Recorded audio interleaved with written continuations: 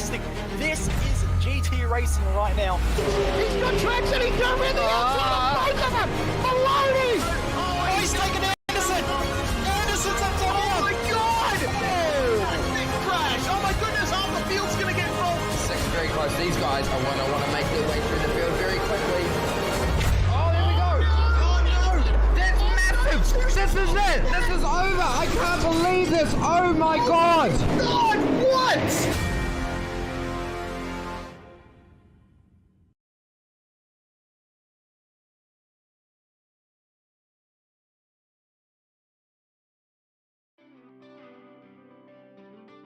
Welcome racing fans, and thank you for joining us on SimSpeed TV as we get ready for the simrigs.com Oz Pro-Am Sim Series. It's round 7 from Road America. What an awesome track for sports car racing, high-speed slipstreaming, and also great corners amongst the forest. That's why they call it America's National Park for Speed. Such a great track, and we're delighted to be here for the racing ahead of us. Delighted to have you with us. I'm David Haynes. Got Nick Scarriev alongside me, and Jay Kennedy with our production is going to be bringing us all the camera angles, all of the replays, and all of the graphics as we go. Nick, what a great track, what a great championship we've been having. It's been a staple of North American road racing for a long time. Absolutely. It's about to get a fair bit colder up there. I was actually just talking to some friends just across in Missouri, and they were predicting a bit of snow, but won't see any snow here tonight. It'll be nice and dry. Just have a look there up in Wisconsin. A massive lake next to it. Looks like a small lake, but I can assure you it is huge. Zooming in, a lot of sweeping turns. 14 turns, long straights as well. So this is going to be one of those tracks where drafting and stuff is key. You might not always want to be that first wheel coming around there, David. Yeah, and of course, we can never go past a track map like this without complaining about the numbering. Why does Kettle Bottoms not get a corner number, but 2 and 4 do? Goodness only knows, but you can look past that when the racing is as good as it always is. From open wheelers to GT cars to NASCAR to IndyCar, all sorts go really well around this awesome place. And it's a big lap, 200 meters longer than Bathurst. Is that embarrassing? Bathurst has definitely still got more elevation. Yeah, but it's actually a good thing that you mentioned the elevation too. So it's that uphill run up to the start-finish straight, and it's one of those big turns. I think it was turn 4 there. It's a really steep downhill into that left-hand. There's also be a lot of, I reckon, a lot of overtaking there tonight. So first up for us tonight then is the Pass 2.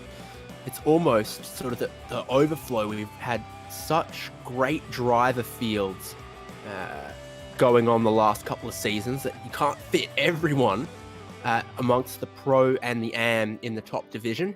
And so Pass 2 kicks off our evening, and it's always some super entertaining racing. Gives us a little bit of a form guide as we head into the later races later on as well. Jake Jackson leads the way in this division at the moment, 1,050 points ahead of Braden Sagasar, Aaron Obersteller, Eden Jordan, Joshua Robertson, Ben Pollock, David Baz, Patrick Panson, Ash DeVries, and Benjamin Johnson making up our top 10 at the moment after 6 rounds. And of course, you see a good mix of the different cars in that top 10, and that's because of the balance of performance in both divisions, Pro-Am and Pass 2. We're heading into the 25 minutes single race with a required pit stop for Pass 2.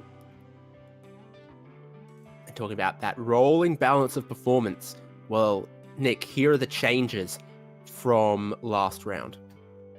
Yeah, absolutely. So it's just giving that Audi a little bit more of a bump as well as the Ferrari 488. We really see though in our AM division, not too many changes, but we don't have a Lamborghini Huracan out on circuit, so that remains at 0%. and then we will see the Ferraris are very, very quietly represented. In particular, it's almost always dominated there by the Audi, the Mercedes GT3, as well as the Porsche 911. Yep.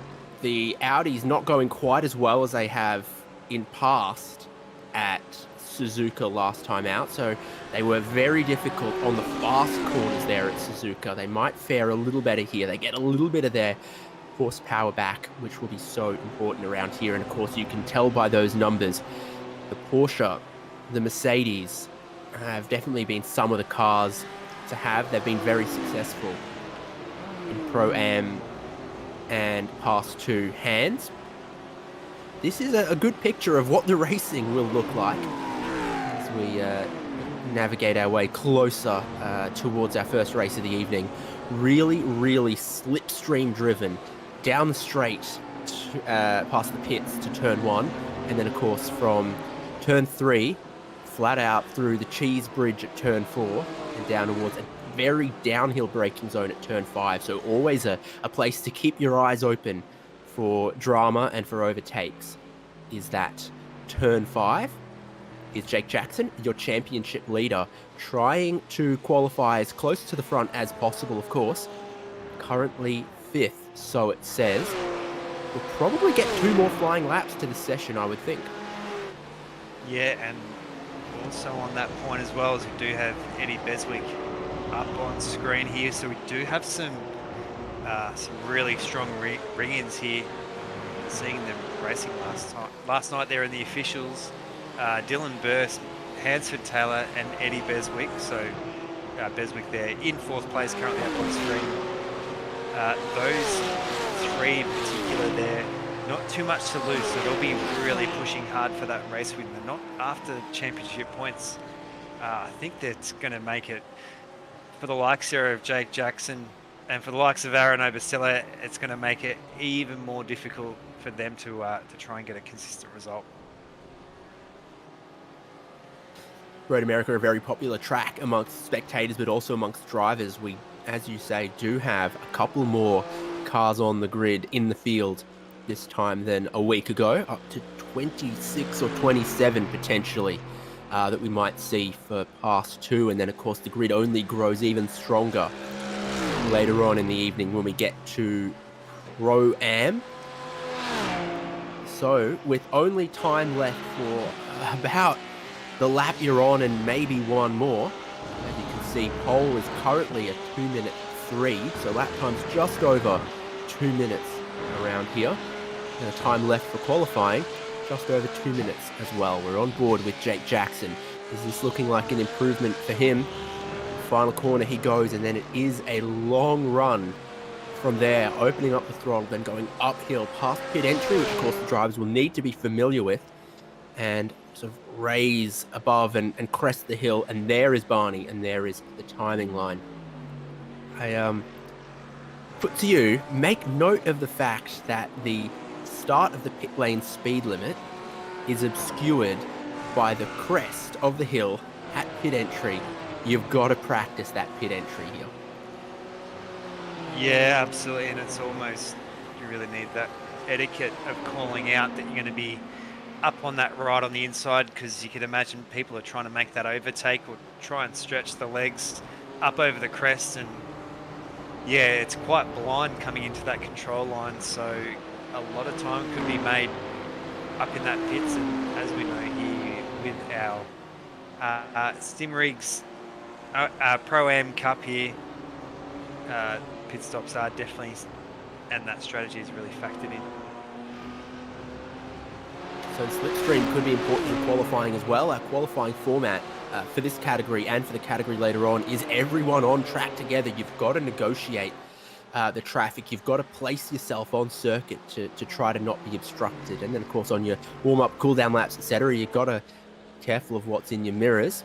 So can the slipstream help some drivers in this qualifying? Joshua Robertson has nothing in front of him for a slipstream, and he's got nothing on the board for a valid lap time. So this is going to be the only chance the number 620 gets to put a qualifying time down and avoid starting back of the grid for our rolling start. Yeah, absolutely. Very hung out to dry there. Such a, I think it's the Samsung livery there. Oh, sorry, the Samsung. Sharp. Oh no, the that is- final corner has bitten Joshua Robertson, and I don't think he's going to have a qualifying time. And he will, unfortunately, be starting from the back of the grid. Yeah, that is. So he'll be one all the way down there in 26th place, pretty much. So he'll be one to watch, trying to carve his way through the field. Do have Aaron Oversteller though. He's out on track. It's so hard there with the likes of Burst, Hansel Taylor, and Eddie Beswick there, locking out those top 3 positions. They're almost about half a second clear. Of course, with those championship standings, Obersteller has led at some points in this championship. Jake Jackson has usurped him as championship leader. So this is just another one of those rounds where keep your eye on where Obersteller is, where Jake Jackson is, because that's your championship fight. I noticed in the qualifying, Benjamin Johnson is just behind them, and he took out the race win on the Indy road course, but only just features in the top 10 of the points, and I think might be 350 or so adrift. So those are some of our names to watch when we get into the race, which is not far away because the checkered flag has flown. This is last flying laps, last chance, last ditch on qualifying. Yeah. Yeah, last efforts seen by some of our drivers here. Ian Jordan there up into 5th position, so he was a late move. Not too shabby there, being on that 3rd row.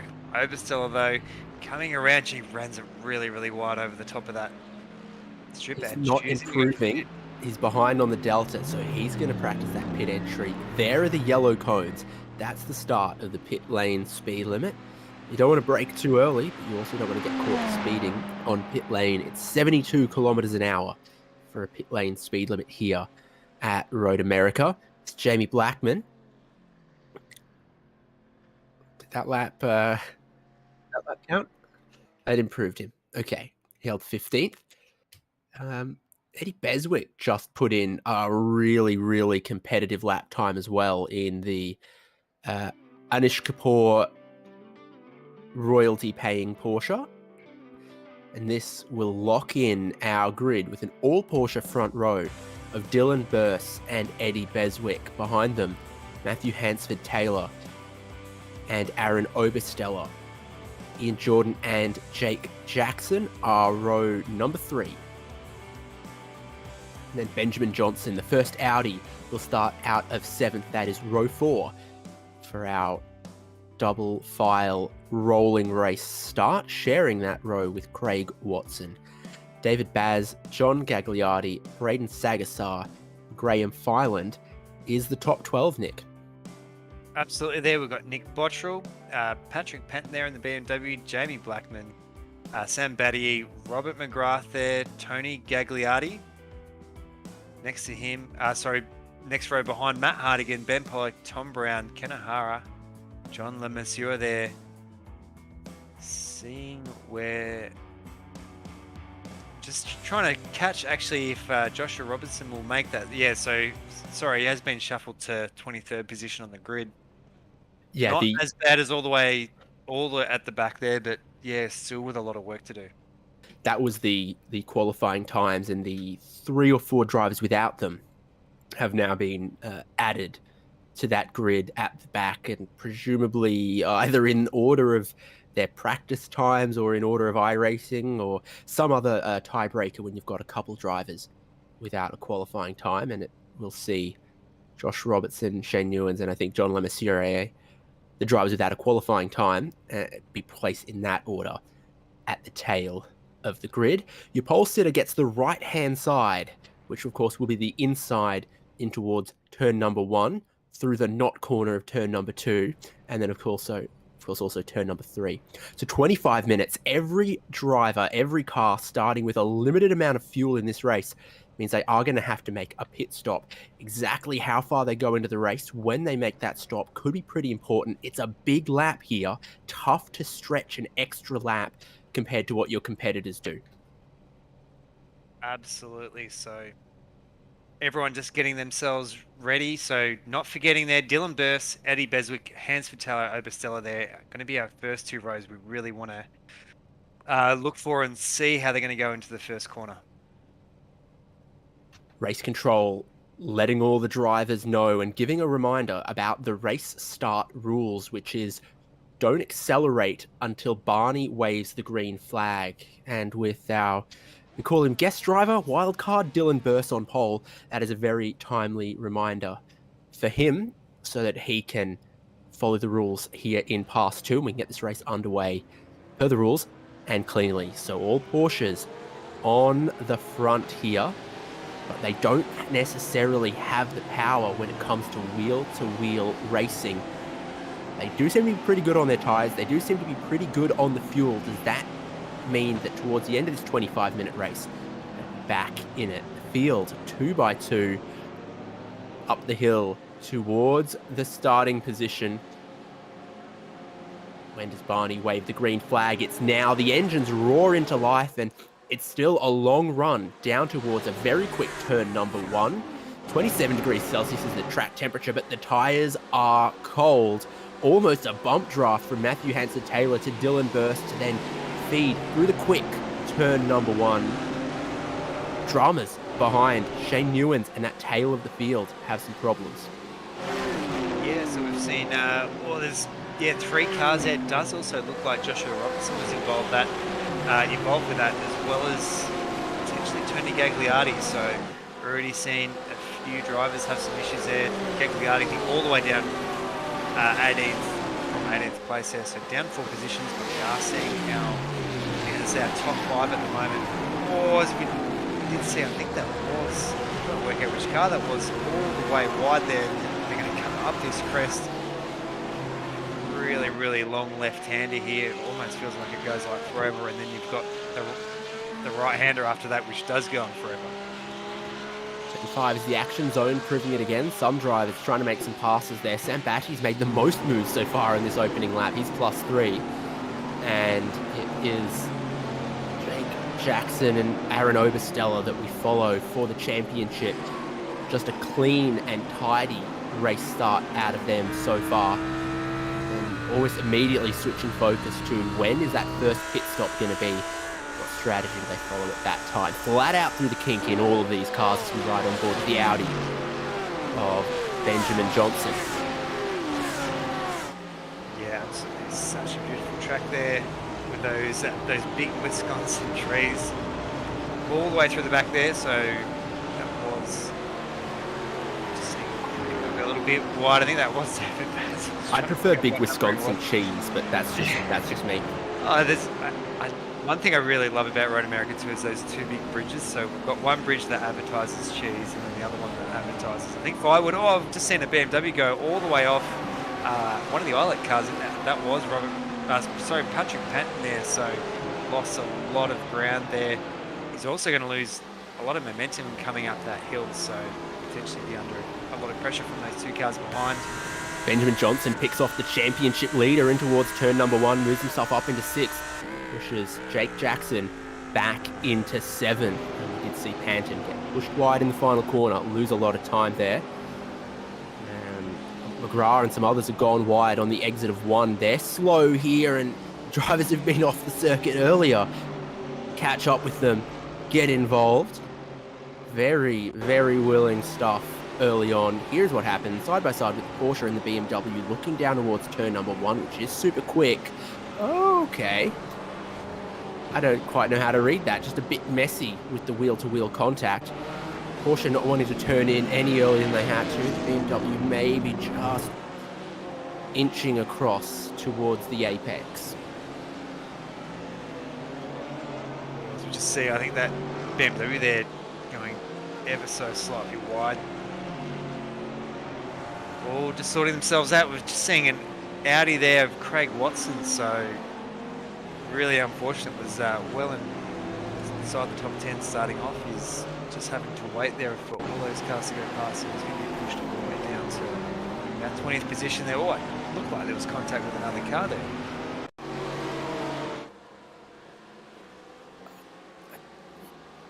Certainly was. So Watson's middle of the road. The other Audi goes for the inside and not quite enough space is given.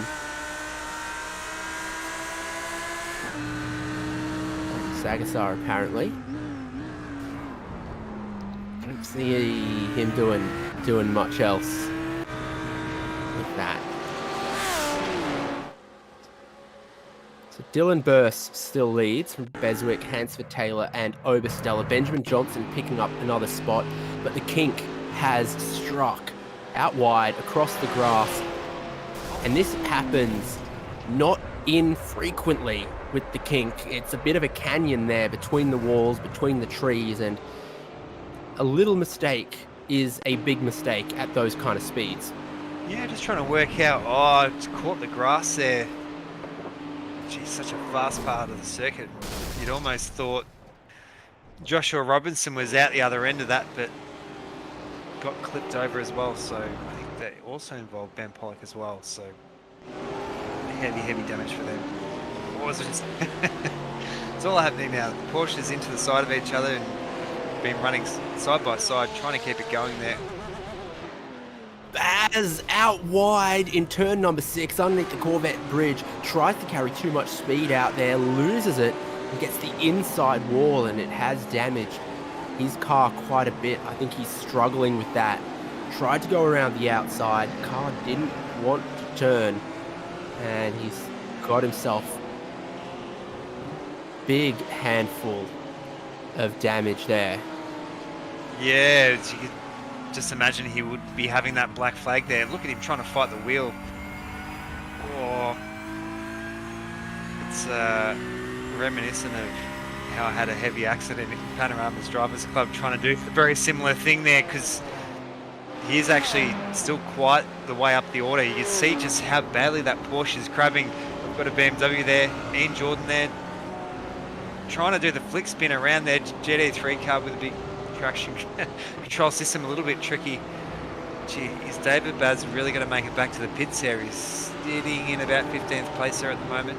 Jordan was in 6th, and it's like he's just caught the rumble strip on the exit there, and it's upset the car and just broken it loose, broken it free. Baz is absolutely determined with 10 degrees of crab in that thing to bring it to pit lane here. He's definitely chanting. Yeah, he'll hope he can get it fixed quickly, because he will be able then to top the fuel off and get to the end from here.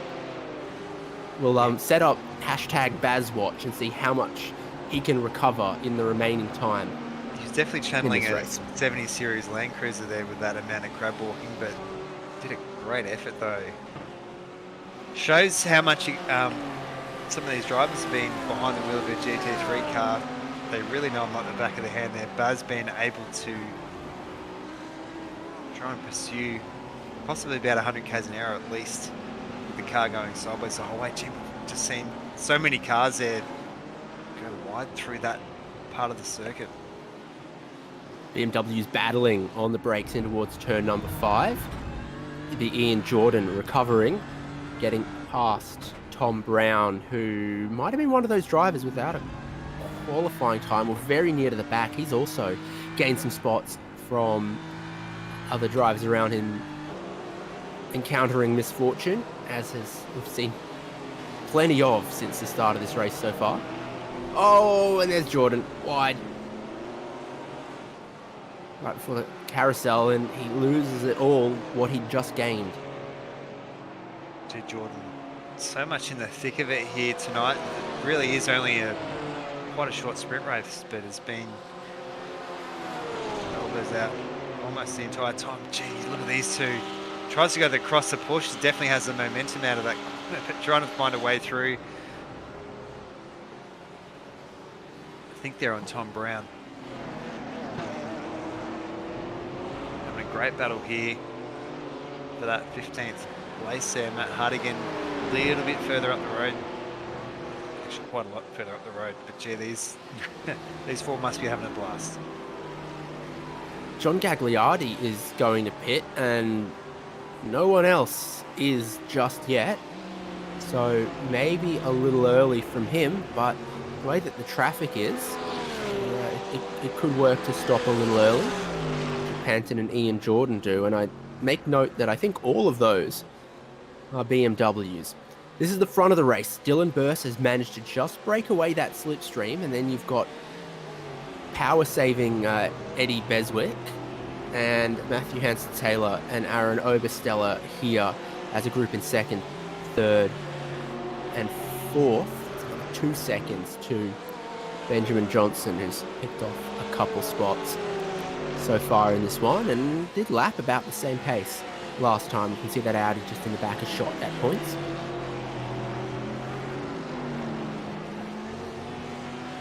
Feel though for Beswick not pulling away like I thought he would. He's actually caught under a lot of pressure there still from Hansford Taylor, Aaron Obersteller as well. So Obersteller having a big crack here, trying to get that podium position. It's going to be mighty difficult here tonight.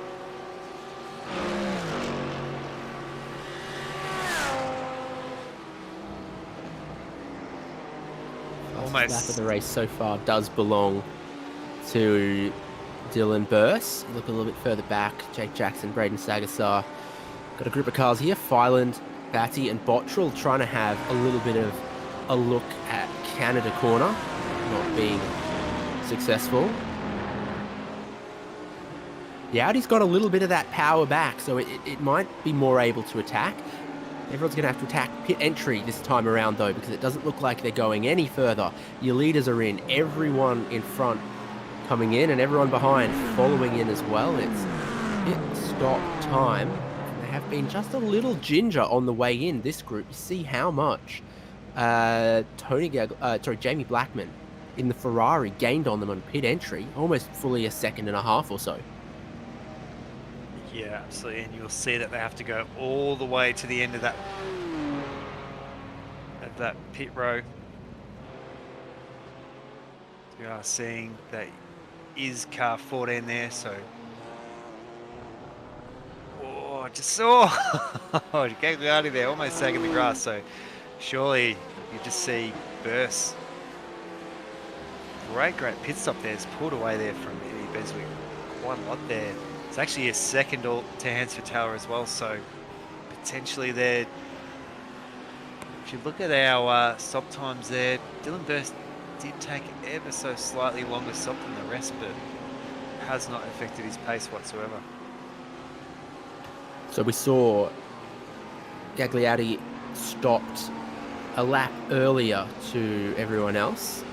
They come through and he finds himself back in 8th position or so. Benjamin Johnson and Jake Jackson have been winners through that. Johnson's a bit closer to 4th place, and Jackson is back in a slipstream of Benjamin Johnson in 5th there. And of course a little bit closer to his key rival of Aaron Obersteller. This is Patrick Panton and the occasionally delayed Ian Jordan.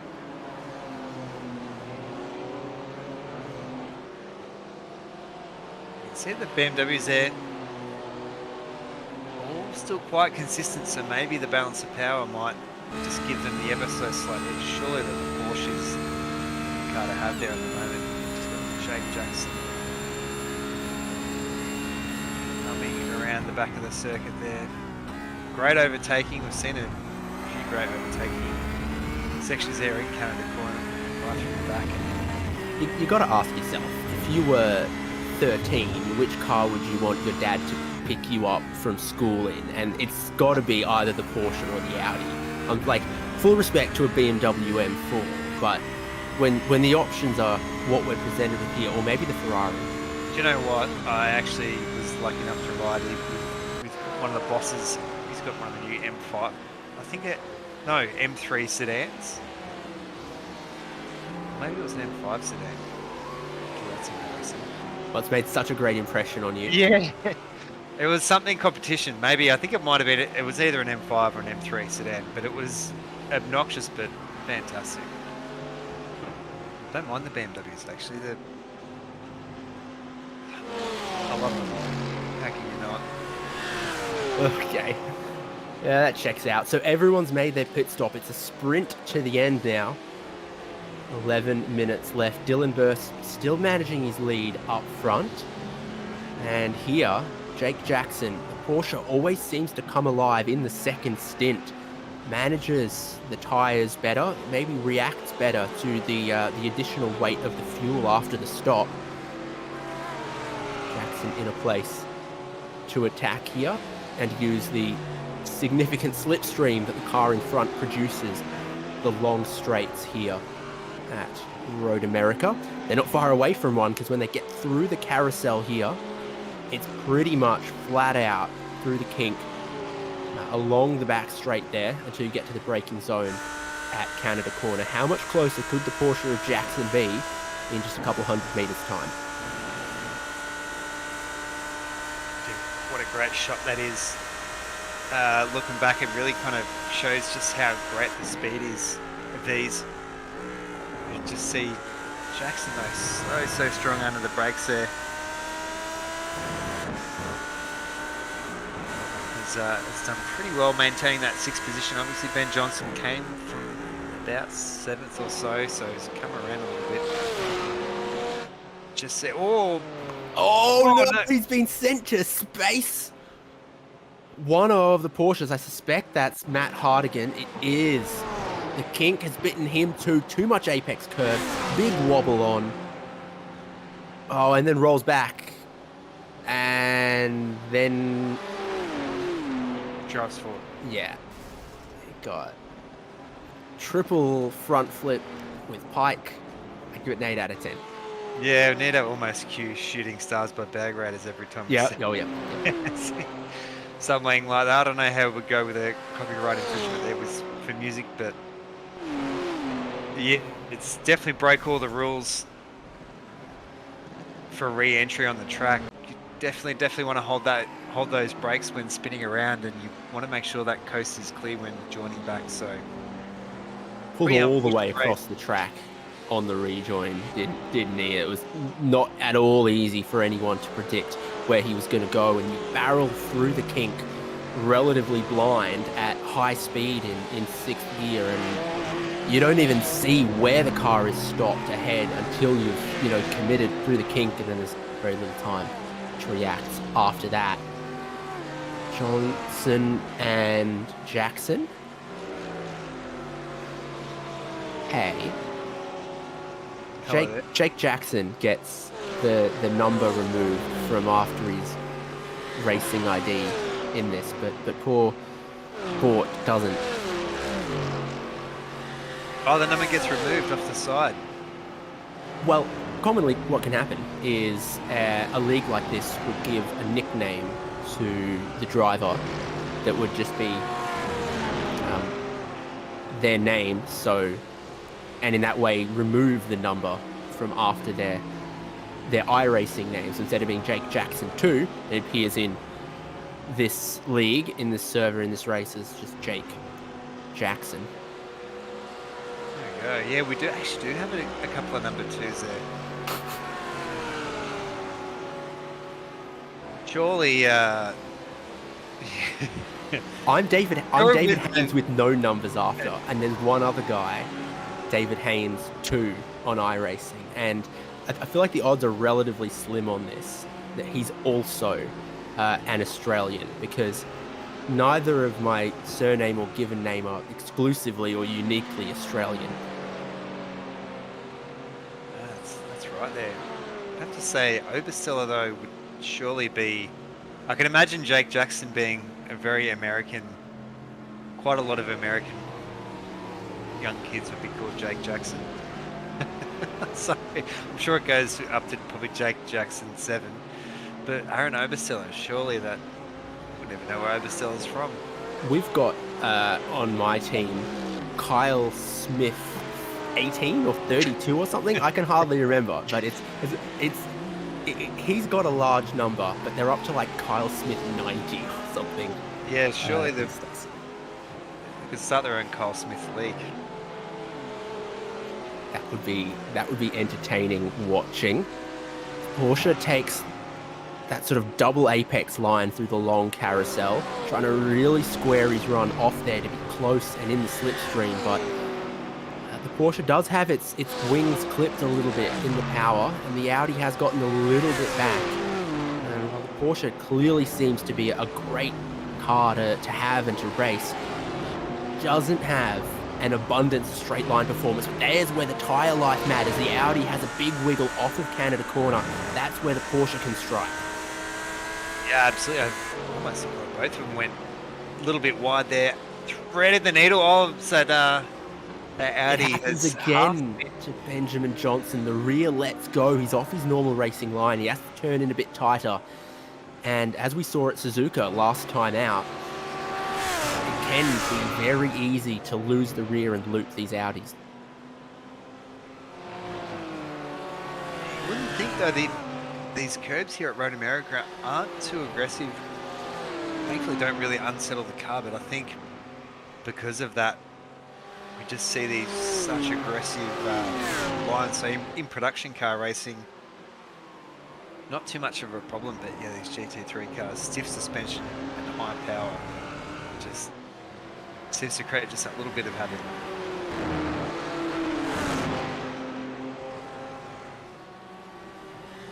Oh, there you go. That's why the second time through the pit lane for Nick Bottrell rejoins the race in position here. Does the Audi have the legs to get around a BMW down the pit straight? Go up the hill, you kind of crest the hill about there, and it certainly looks like Nick Bottrell is going to shape this one up to get down the inside in turn number one. How's his balance as he goes into the quick turn number one? Doesn't seem to be having troubles with it there. Absolutely, you can see, even though not a track there known for its really elevation change, really drops down. It's quite narrow through that section. Haven't seen too many attacks through there, but just so all chipping away 4 minutes there up on the board, so it's going to lend us to a round. Oh, I actually just saw saw the race counter just having a bit of a think about it. Went from 2.4 to 2.7, 2.2, then back to 2.4 again. We're actually going to be right on the line whether or not it's going to allow us to do an extra lap here or not. I'm sure if you're Dylan Burso, you want this race wrapped up well and truly as quick as possible. We're going to see them come over the line there. Barney not there with that white flag, so I wonder if we'll see a white flag that next time around. The lap counters still can't decide what it's doing, so... Second and third, and Matthew Hansford-Taylor gets very easily, very cleanly around Eddie Beswick on the run in towards turn number one. I'm telling you, that's Vanta Black on the car for Beswick. What about a little bit further behind, Benjamin Johnson and Braden Sagasar? After the troubles with traction, Benjamin Johnson, he's back going. But, Jake Jackson is up the road. It's Sagasar that he's got to fight with. Second black flag, mechanical for Nick Bottrell, I'm going to guess. But this is defending the inside line towards turn number 5 from Braden Sagasar. Whoa, okay, Lance Stroll and Sebastian Vettel, calm down. A little bit of grass mowing there from Johnson. We'll have to say before this race is up, we were talking names before. I honestly thought for years that Eddie Beswick was an alias, but it actually turns out Eddie Beswick is his actual name, and I think he told me off once. Kept saying he was this mystery driver out of nowhere, but he's absolutely making a name for himself with that third position that he's currently in. We are looking a little bit further back there. Okay, well, I had a look, and actually my teammate is Kyle Smith 10, and they're up to, what's the biggest? They're up to at least 37, 40, 42. The biggest one I can see is Kyle Smith 42. Yeah, gee, you'd have to say Kyle Smith is a pretty generic name.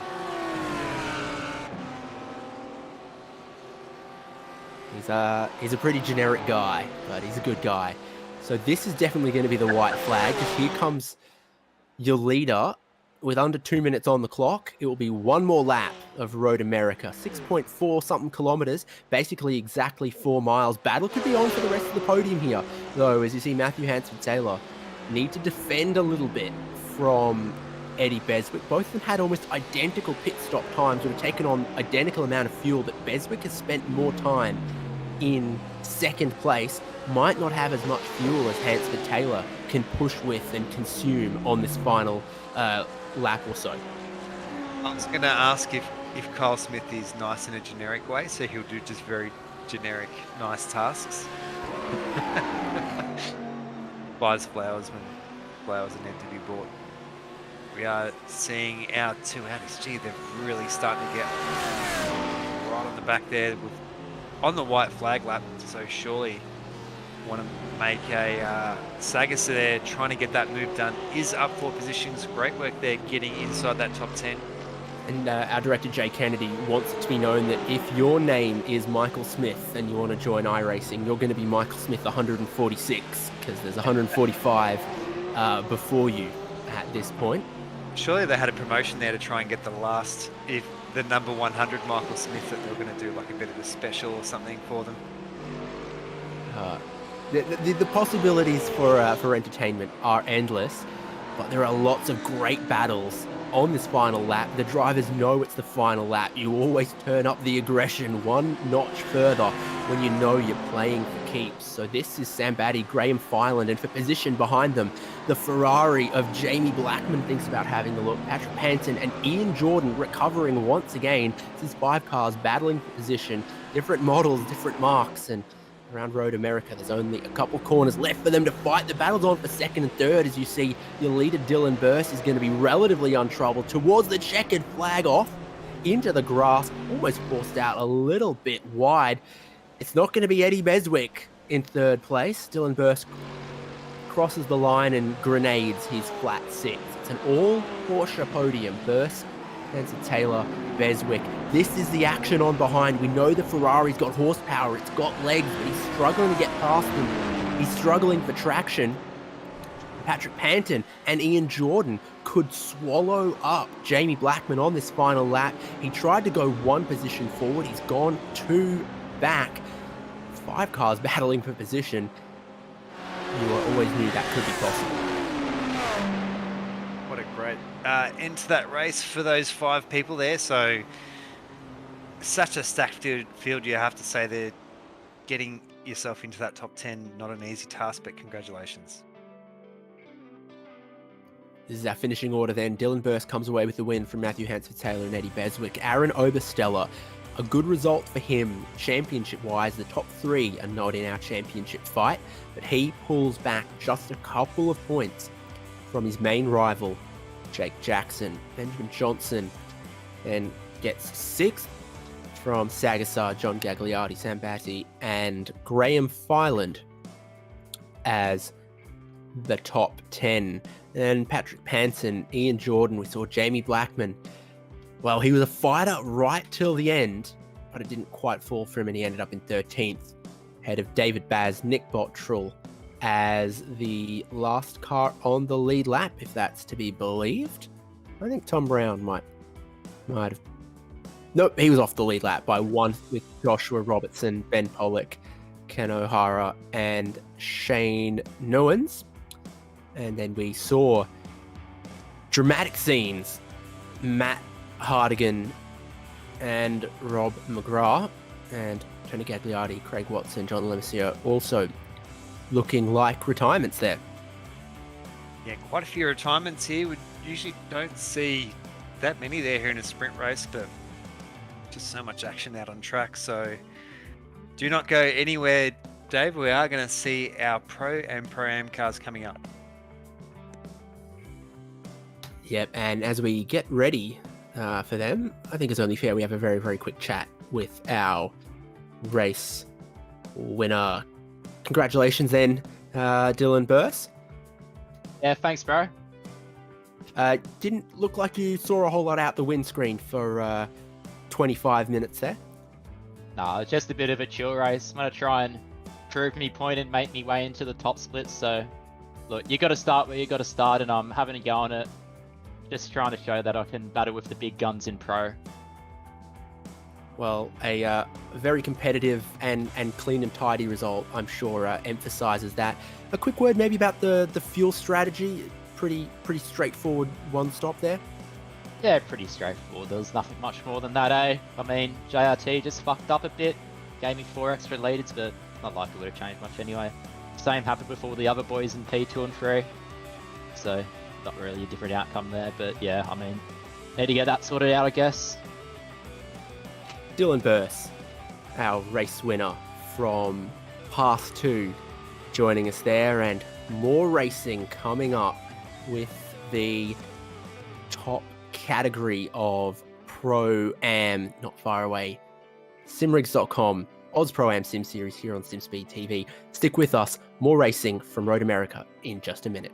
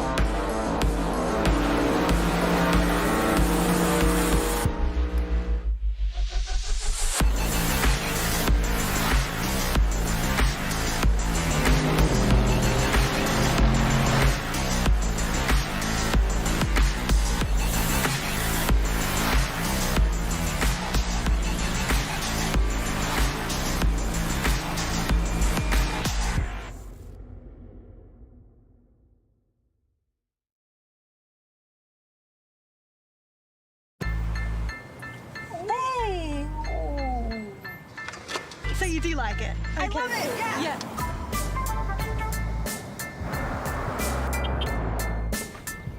Now when you go pre-owned, you can enjoy the same feeling you get with a new Toyota. Tested and backed by Toyota. Upgrade your car, mate. This? Yeah, no big deal. Toyota certified. Pre-owned in a class of its own. Oh, what a feeling. Toyota.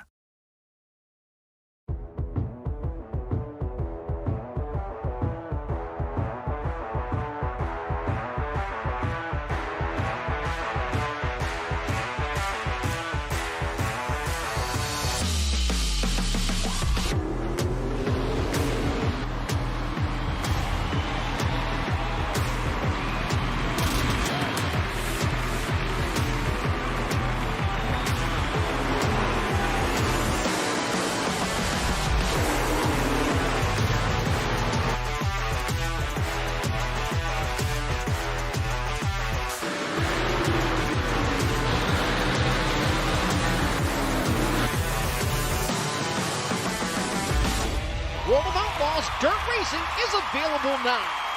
Download your copy today.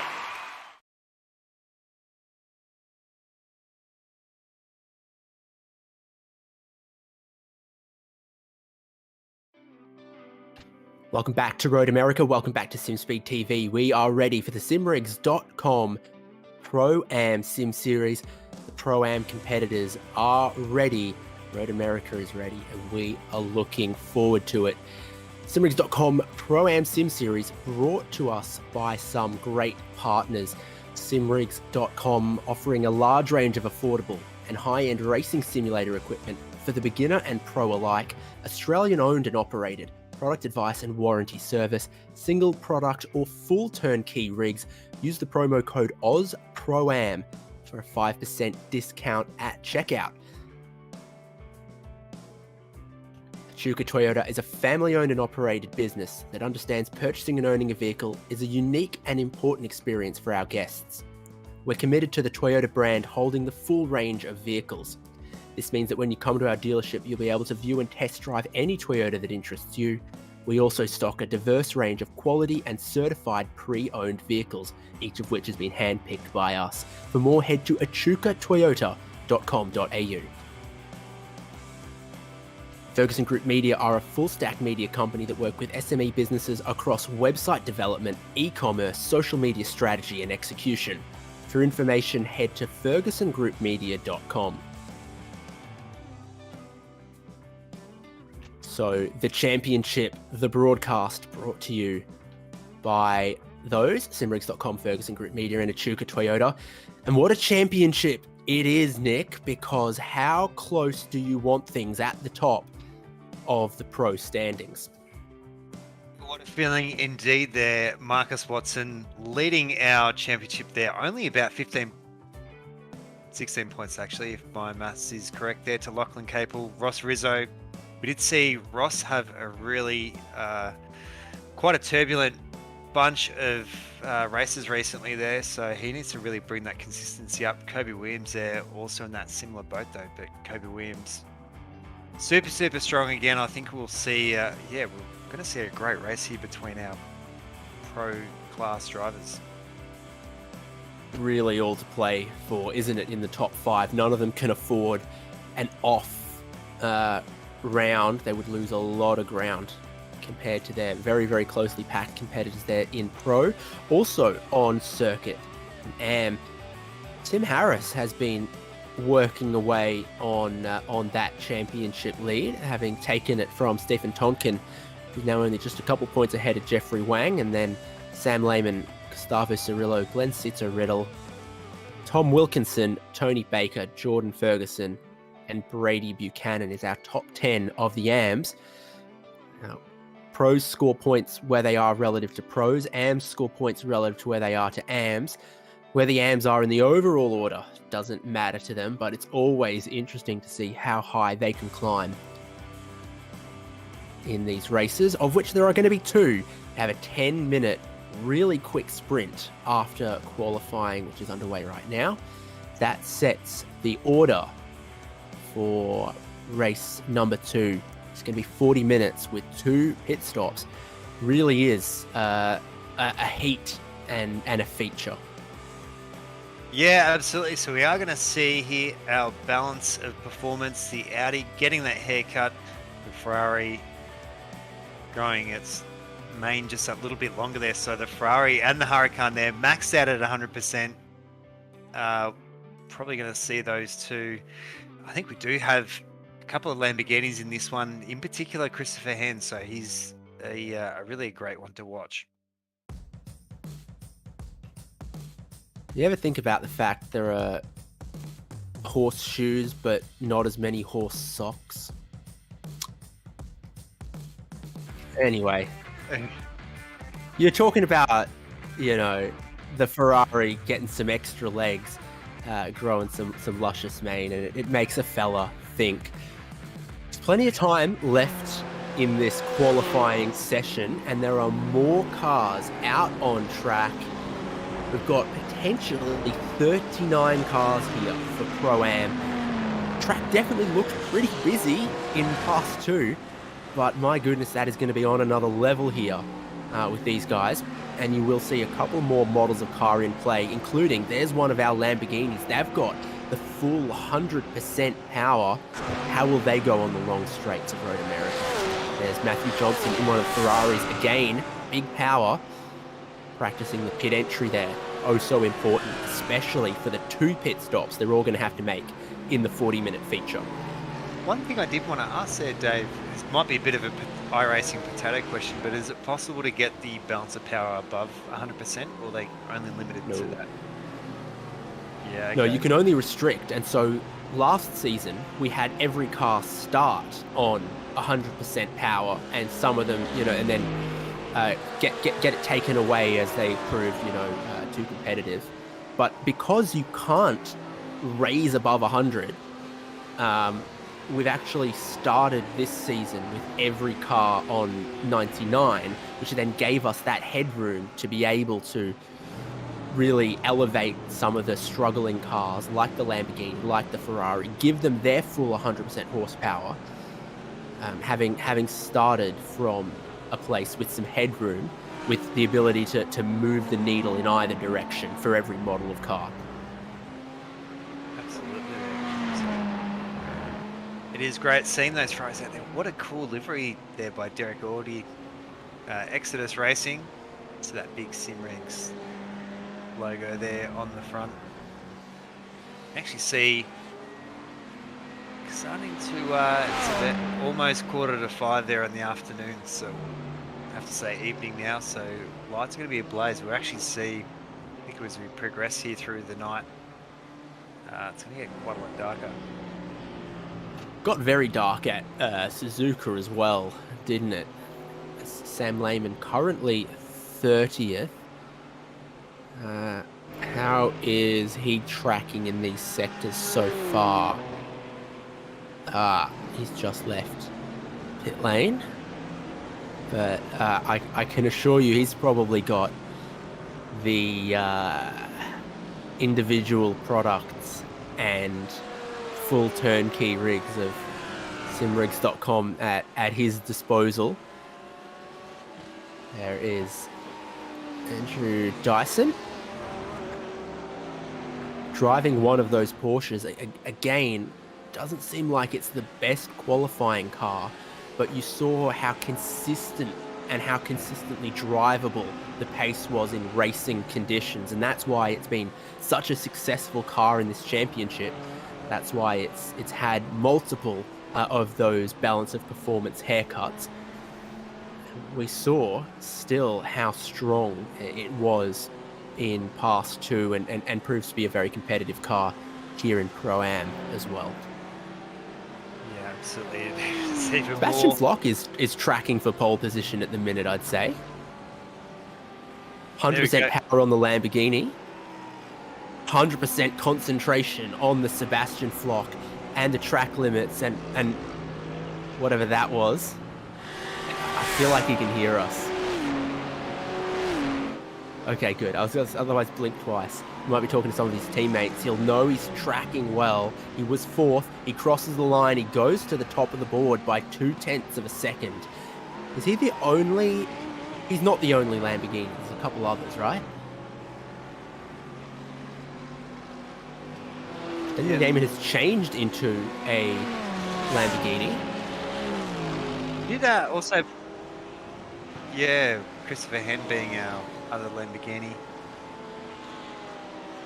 Purple through that first micro sector, so sort of from the start-finish line through turn 1.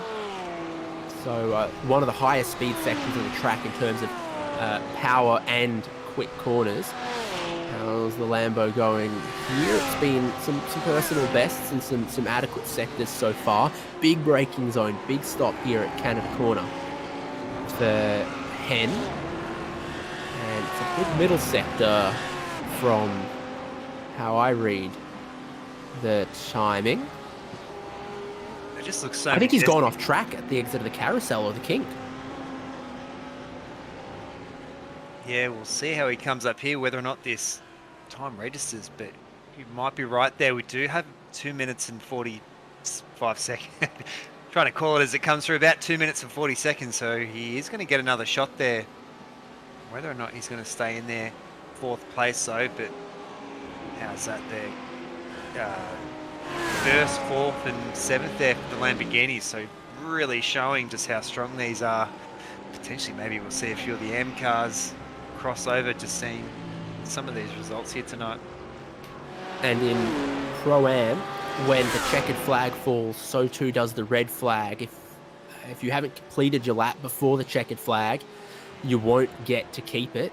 There's Yeaman. He goes to 2nd place with a purple final sector. So great power, great drive off the final corner and up the hill. Definitely the straight line performance looking very, very good for those Lamborghinis here at Road America. Could be a happy hunting ground for them. It is so far in qualifying. They've got the front row locked out. This will be the last opportunity, last chance for the drivers you see here with under 2 minutes left in qualifying. Brad Watson through the carousel. He's currently 11th, but it's all personal bests so far. Yeah, such a cool ride. You actually noticed too just how well spaced out they are. You see how fast there Brad Watson is going at the moment. We'll see speeds of around almost 250, surely even a little bit more there, about 260 kilometers an hour I've seen there. 265. Yeah, we're just catching a few of them max out up over the crest to the left, to the right there, and that is a very unique helmet scheme. We might just have to try and zoom in on that in-car. Well, he had a little bit of a tiny bobble coming out of the final corner. That sort of Audi wobble they might be known for. But for Watson, I think he falls about a tenth of a second short of an improvement, and he knows that's his qualifying done. There's only a couple of cars that are going to be able to get around to finish their laps here. And Jeffrey in the 150, one of them. Appreciated the it helmet scheme, as we just saw before.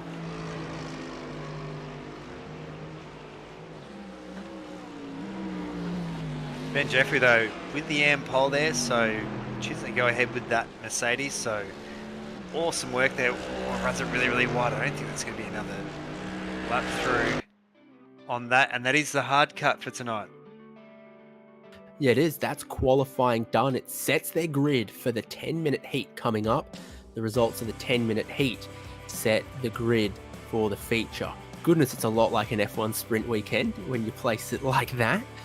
But unlike an F1 sprint weekend, our heat doesn't take any of the excitement out of the main race. It's an all Lamborghini front row, Sebastian Flock and Daniel Yeaman. It's an all Ferrari row 2, Chu Kang and Matthew Johnson. Then Christopher Henn. Kobe Williams breaks up some Italian dominance at the front of qualifying with the first Mercedes will start in 6th place. And Lachlan Capel, Ben Jeffrey, our highest placed AM runner, and he then has some space to everyone else in his category because Dylan O'Shea, Luke Fitt, Marcus Watson, Joshua Fitt, all pros line up on the rows behind him. And Brad Watson, Tim Harris, the AM leader, second in AM, but there's a couple of rows between him and the leader in AM. That is going to be interesting to watch. Harry Lawrence, Richard Brookfield, Ross Rizzo struggling to qualify that Porsche. He is in our championship hunt, but a little bit further back as he shares that row with Andrew Dyson.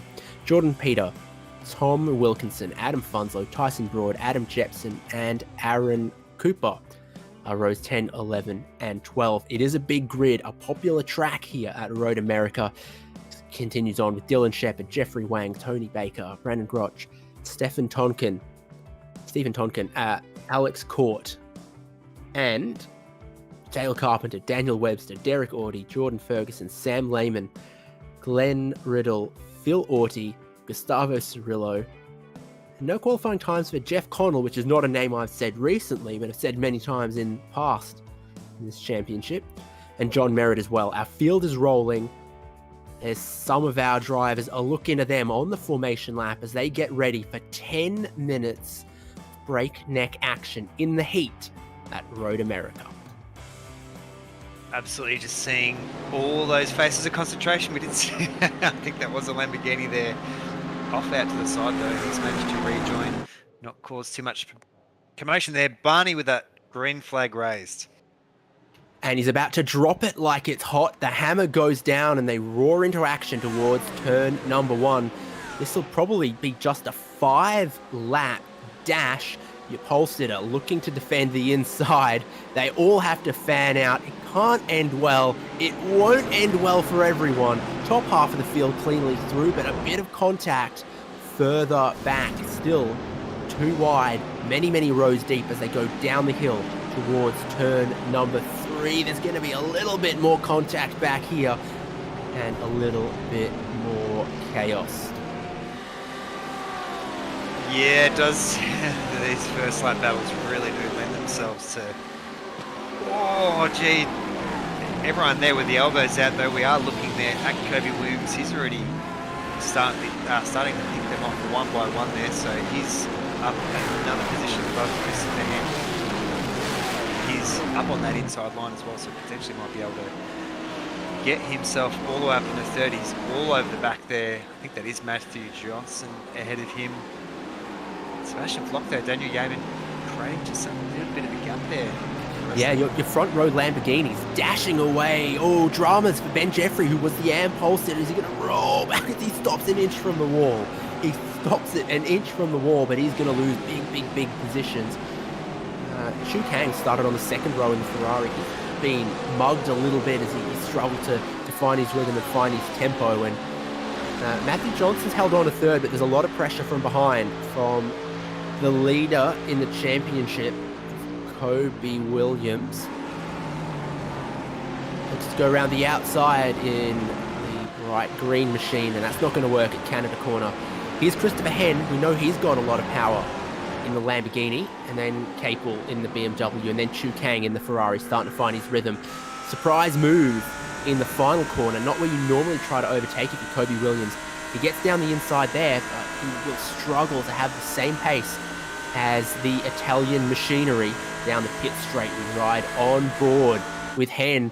A little bit of a bump draft to help Johnson get around, and Johnson moves to defend, and they touch, and Johnson's going to get sent through turn one. Can he keep it off the wall? He's in the tyres. He's actually wedged in the tyres as well, managing to get himself unsticky. He's going to have to do almost the entire lap of the circuit there with that heavy damage. What has gone on here? This is, you can see them all fanning out, and you'd have to say big winner in that, Kobe Williams. Managing to get around both of them, so he's put himself in third. Oh gee, we've just seen off the hit track as he came back, so a second hit, more damage for Johnson. It's a car park down at turn number 5, longest braking zone on the lap. They arrive at high speed, and then it's downhill, which makes it more difficult to woe the speed up. It's a really long and really challenging braking zone. Luke Fitt gets a little bit of a tap, and he's off the circuit there at turn 6.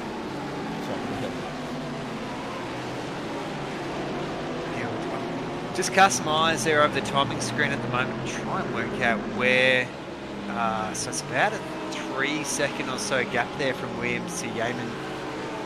Daniel Yeaman though, you have to say they're in the hot seat, about 0.4 of a second there behind Sebastian Flock, so he can kind of cruise there, try and save a bit of fuel if possible, obviously being a sprint race. I don't think we're going to see a pit stop this time around. Just see that I-leg. Sorry, that I-leg Lamborghini though, heavy on the defence has actually bunched this group up, so Lachlan Capel just behind Christopher Henn, and then you can almost gaggle there of around, geez, about 15 cars or so, 16 cars. This on board with Lachlan Capel in the slipstream of the Lamborghini. Definitely appears to be working out for him. There's a lot going on behind. They made a bit of contact amongst that group into the final corner, and Watson, I think, got shoved off, and now he's trying to go around the outside in turn number 1. That is Brad Watson, side by side with Dylan O'Shea, a teammate behind. Henn's had a problem. Henn's super slow in turn number 3. So the Lamborghini of Christopher Henn finding trouble in the first sector of the lap, and look how many cars there are to immediately try to swallow him up. So densely packed in the midfield of this race.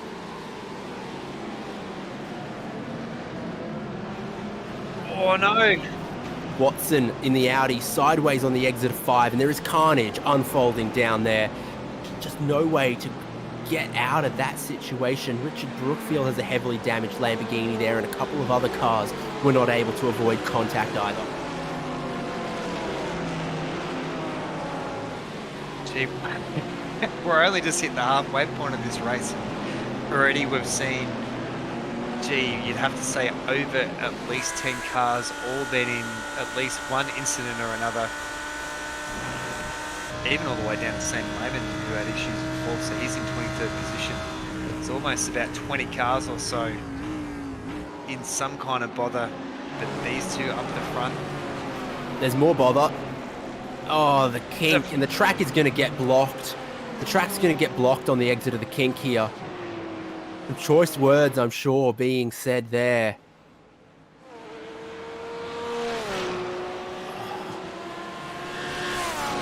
almost can't believe it's still actually unfolding live as well now. So it starts here. I'm pretty sure that's Dyson and Watson. Okay, there's a lot of niggle already before they get to the kink. Oh, that car's crabbing. It's already crabbing, and then it lets go.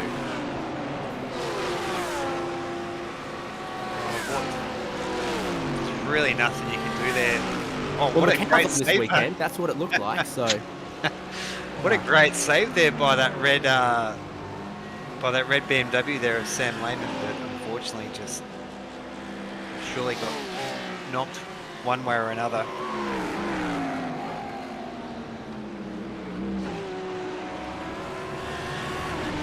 the Lambo's proving quick in qualifying trim. It's not doing bad up front here.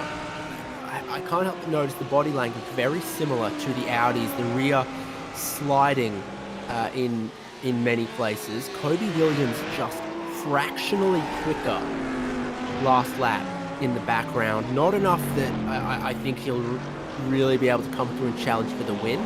But we get to that 40-minute race, and again, it shows the difference between the cars that are mighty quick in qualifying versus the ones that are easy to drive and kind to their tyres across the race distance. And this is sort of the point where the Mercedes and some of the other cars, the Porsche for example, are able to come back at the one-lap pace that the Ferrari and the Lamborghini have because of their power. Jeff Connell, no qualifying time, started 38th, currently running 15th, menacing for a couple more positions. A previous champion of this league hasn't committed to this season quite so much.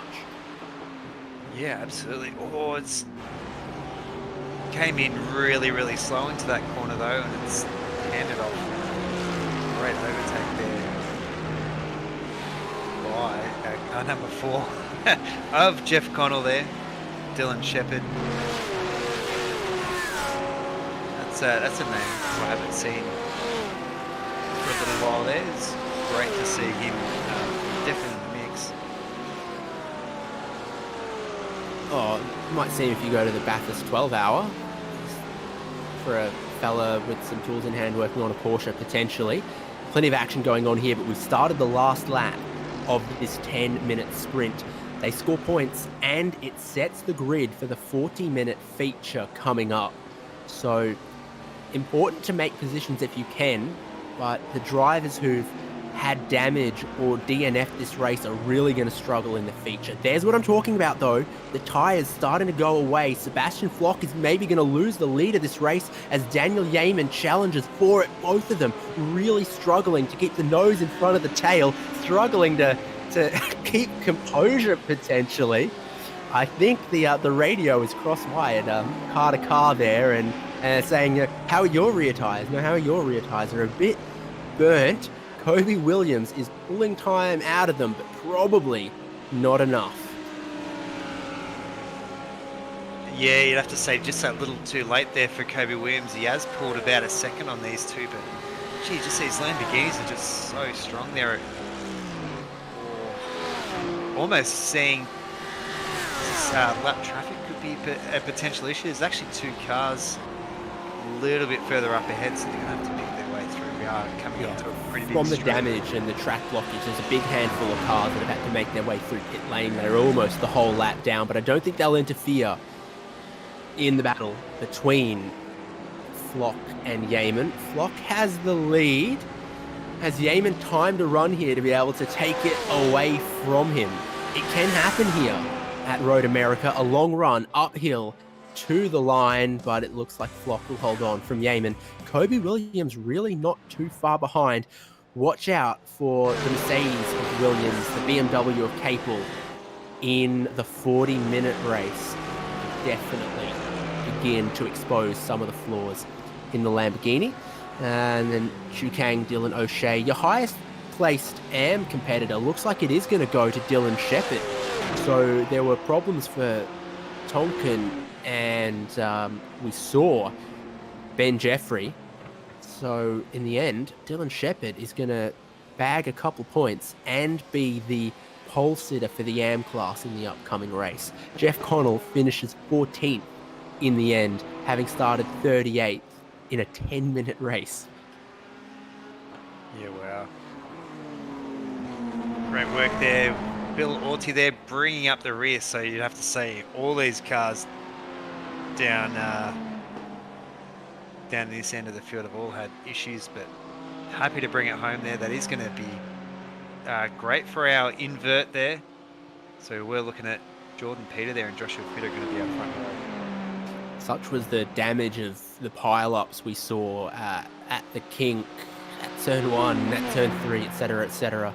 In what's not meant to be a pit stop race, it's meant to just be a flat-out 10-minute sprint. 14 of our 39 cars made their way through pit lane for repairs. Derek Audi runs it just a tiny bit wide on the exit of Canada corner, as is so easy to do.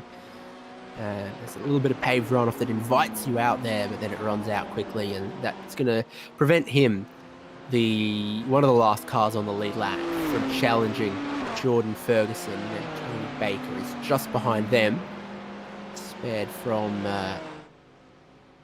going a lap down.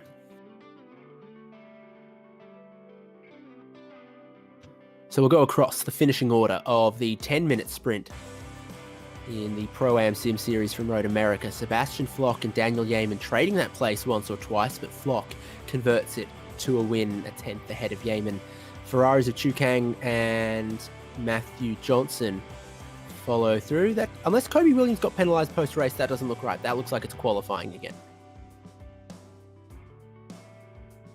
See, I'm not Ron Burgundy. I'll read it off the teleprompter, but it does actually mean something to me. This is the correct order. Sebastian Flock and Daniel Yeaman. The gap between them still very similar at a 10th or so, but it was Kobe Williams who worked his way forward third. Lachlan Capel, Ju Kang, Dylan O'Shea, Harry Lawrence, Ross Rizzo making some gains there as well in that one to start inside of the top 10 after a qualifying performance that might not have been to his liking. He keeps making a habit of that this season. Did it at Suzuka as well. Jordan Peter and Joshua Fitt complete the top 10 from the sprint. No invert. No, there is an invert. That top 10 is going to invert as the grid for race number 2 coming up.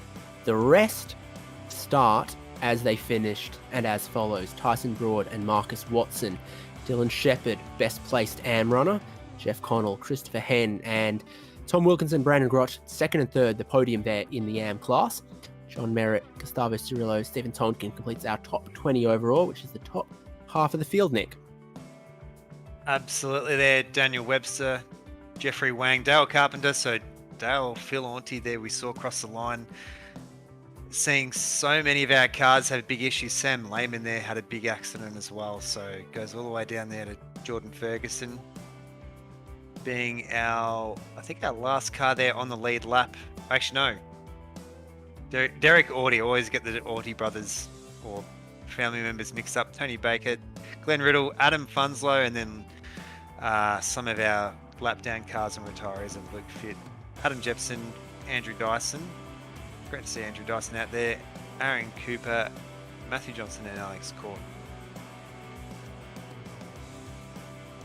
Well, it was exciting in places, a little dangerous in others. Will things calm down a little bit in the 40-minute race with pit stops, with strategies, and with the field maybe a little more adjusted to race pace now? There's still some drivers who need to fight their way back through the field. All that coming up in just a couple of minutes. The big 40-minute feature race of the Simrigs.com Oz Pro Am Sim Series. Stick with us, it's not far away.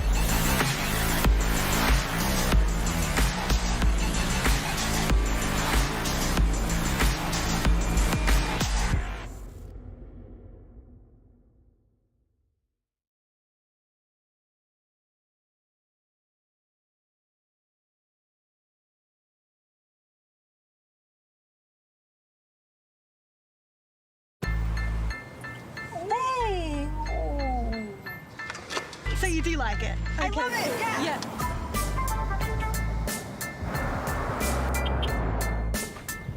Now when you go pre-owned, you can enjoy the same feeling you get with a new Toyota. Tested and backed by Toyota. Upgrade your car, mate. This? Yeah, no big deal. Toyota certified. Pre-owned in a class of its own. Oh, what a feeling. Toyota.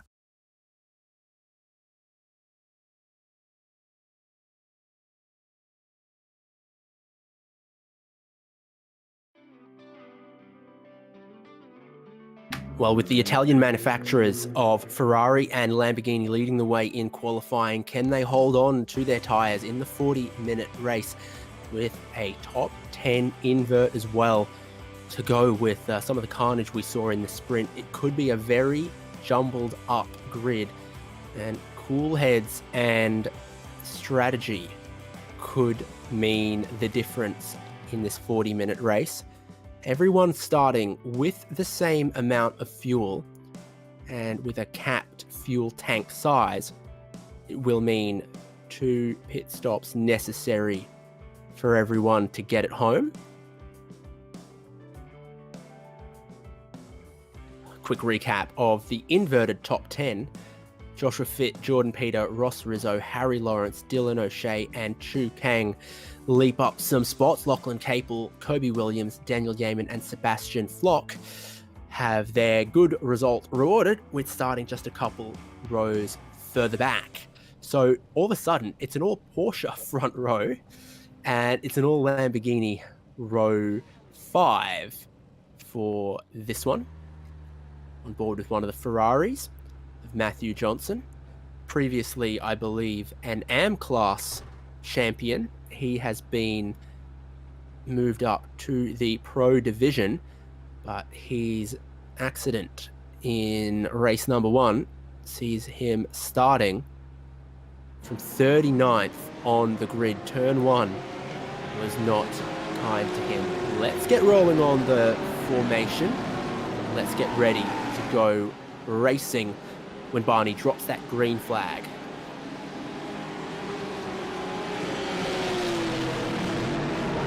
There we go. So we did see that that all Lamborghini front row there for our sprint race. We are going to see that Porsche front row there. We're going to hear that 6-cylinder there roaring away as it crosses the line.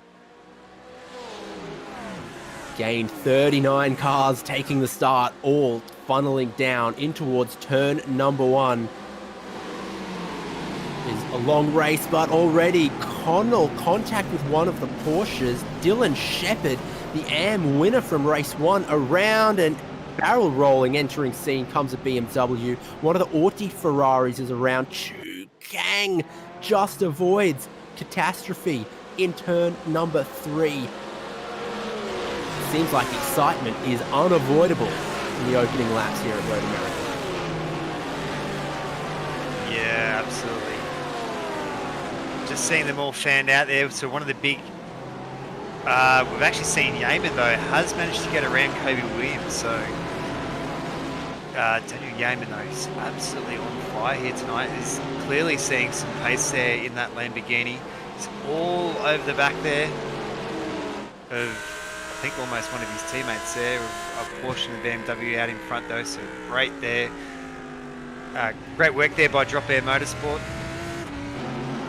He's really starting to find his groove after changing marquees. Which Mercedes is this? Dale Carpenter around at the Hurry Downs, and it has not been much tidier in race number 2 than it was in race number 1. Here's Jeff Connell moving forward, always salmoning upstream. He's in battle here with Tyson Broad and Tom Wilkinson. Looking to go around the outside at Canada Corner on the Audi if he can.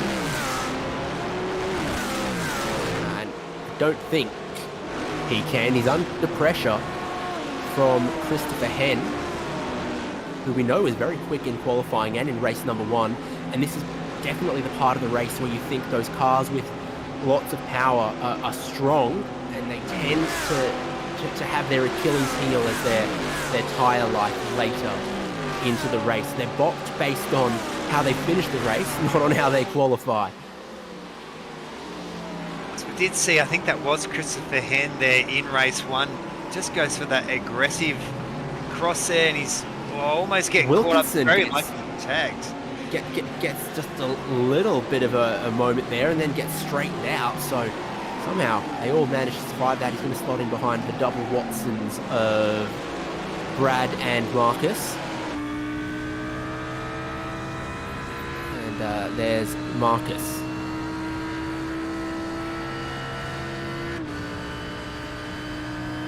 I mean, anyone who was watching the Fanatec GT World Challenge from Bathurst the weekend just gone will know that when you're driving a car down the straight and you're thinking about the next braking zone, everyone's got a little weird habit, a little weird twitch. For Brad Schumacher, it's adjusting his gloves, and apparently for Marcus Watson, it's just making sure the neck is nicely limbered up.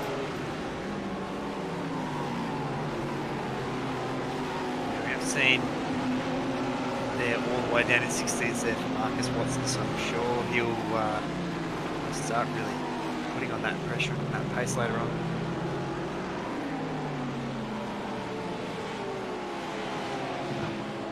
Some of the drivers who started deep in the field, that's a Porsche that's really struggling. Dylan Shepherd, I think he might still have damage. And Andrew Dyson, 7 positions, having to start up the back of the grid, now in 30th.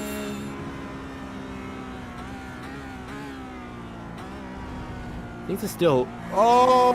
Okay, he's going to get a couple more.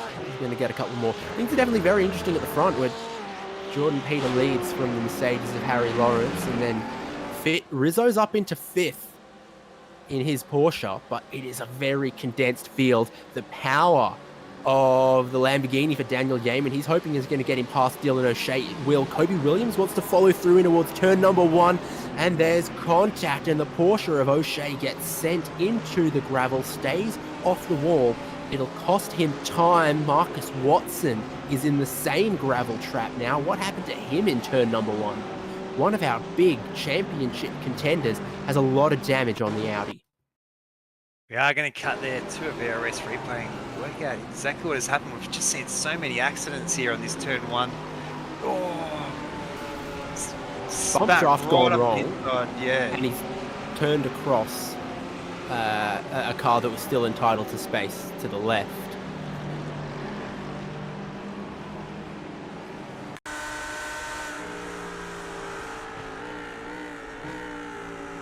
This is Williams has tried to get through there, and a little bit later, look to the rejoining Wilkinson, and the cars stack up behind him. Still 3 or 4 laps away from the first round of pit stops in this race. Who's a big mover up front? Well, your top 10, not drastically different from how they started. It's just outside of that top 10 that things start to shake up a little bit. Brad Watson from 27th into 14th. Brandon Groch from 17th into 10th is behind Jeff Connell, who's gone from 14th now up into 9th. No qualifying time to start this one off from Connell. Started in the high 30s, finished 14th, and then moved yet further forward.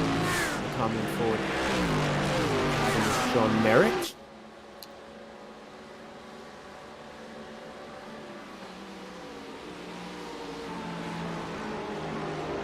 That completed a bit of traffic.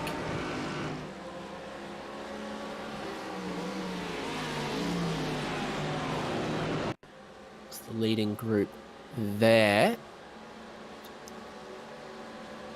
Capel and Fit in the Porsche, Capel in the BMW. BMW goes down the inside. They use all of the track there, no doubt. And again, in turn number 5, on the live pictures, Harry Lawrence in the Mercedes goes through into the lead, runs out wide, not a good drive up the hill. Porsche of Jordan Peter now in second. doesn't want to force the issue and will ride along with the leading Mercedes. Then Fit, Capel, Rizzo, Yeaman, Flock, Williams, your top 8, you see them all here. And then Jeff Connell, looming in the background, set the fastest lap of the race, the lap just gone, and he is catching him.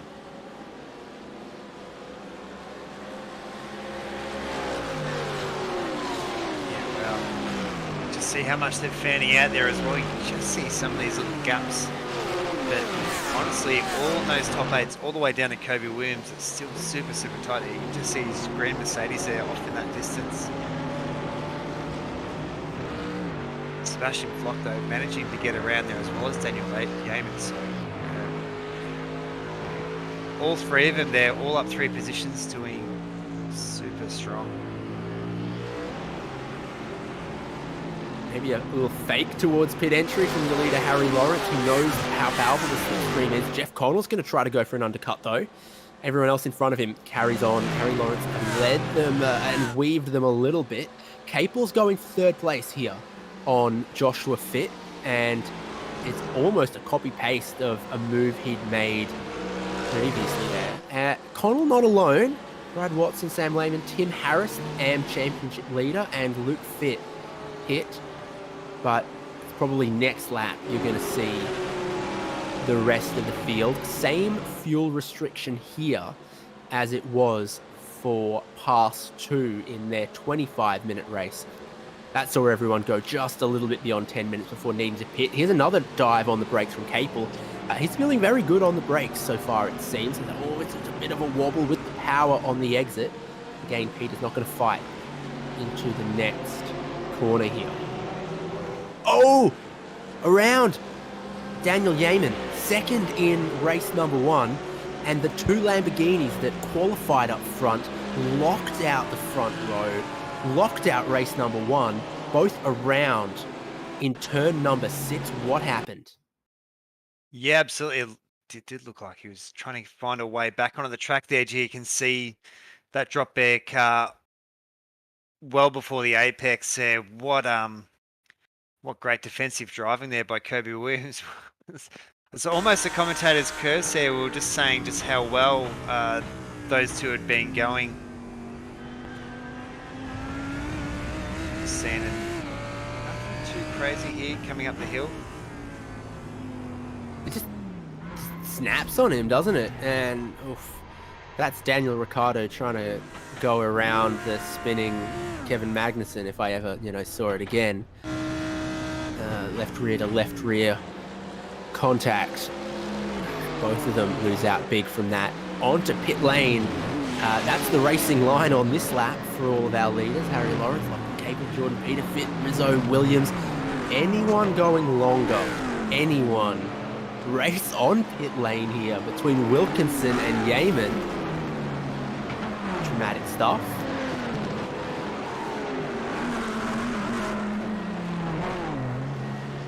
Dyson stays out. He is very much the black sheep on that strategy. Yeah, 39 cars in the field, and he's the only one that picks 6 laps for the opening stint. Does he look confident?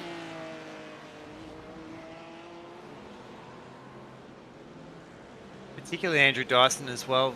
Just Here's Connell's undercut strategy, by the way. Look at him. He's going to rejoin in front of Williams.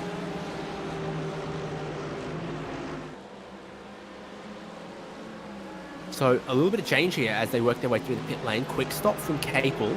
Sees him jump Lawrence and Peter. Tom Wilkinson with dramas on his out lap. Not alone in that. He was side by side with Yeaman entering pit lane. Is he side by side exiting? It is so busy. We're looking for the BMW. oh, hard on that. Okay.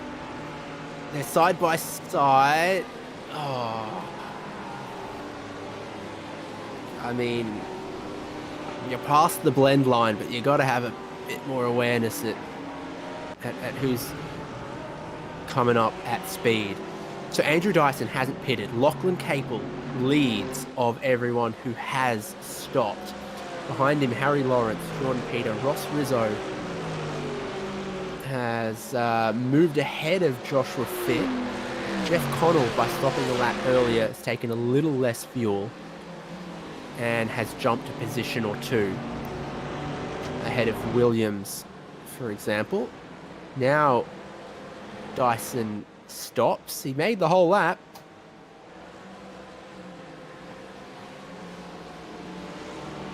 Yeah, we'll just see Dyson. We've just seen so strong in the V8 supercars and stuff. Still just getting a little bit more of a hang. Seeing some of those best laps puts him around about that 20th position for his fastest lap. But as we've seen, just so much with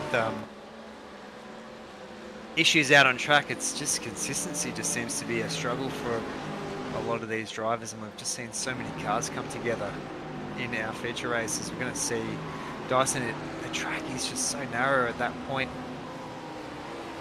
What is, I can understand what they're trying to do is they're trying to blend it out as far left so people can overtake on the right, but it's just that speed difference when they're coming in.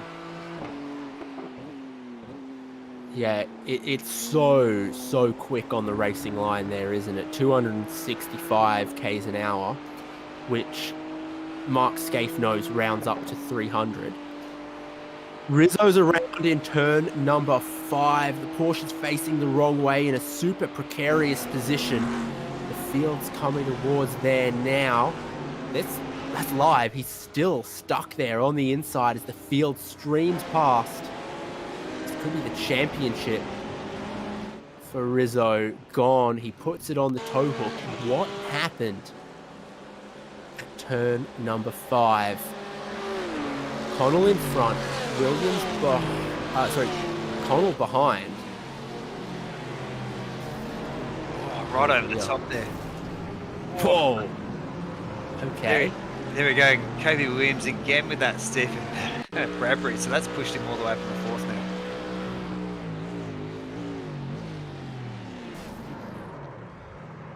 That's a little how you going.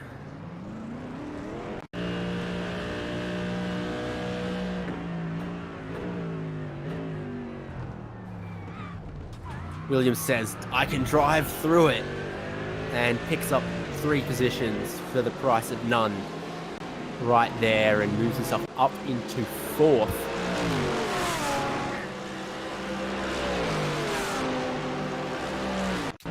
Another look at the VRS replay. 4 Beatties, Jeff Connell again. There's damage to the front left, not insignificant. He has a huge slide drift through the carousel. And I think the suspension is damaged there. Connell parks it. So now Lachlan Capel leads. Harry Lawrence and Jordan Peter, 2 guys who benefited really well from that top 10 inversion, are making good gains out of it because they've always still been in and about that top 5. This looks a lot like Tim Harris, the AM Championship leader, door-to-door with Stephen Tonkin, previous leader in that category. And they've got a very, very quick pro-class Lamborghini trying to swallow them up as they go through turn 4. Yeah, we're just seeing. Oh, it's just getting so tight through that back there. Gee, you can see that Porsche's also gone really, really wide there too. We're fast approaching our halfway mark here. John Merritt, though, I was about to say, I think almost Andrew Dyson is up the most amount there, so he's up 24 positions there. John Merritt doing an excellent job, though. Well inside that top 10, 6th place all the way from there.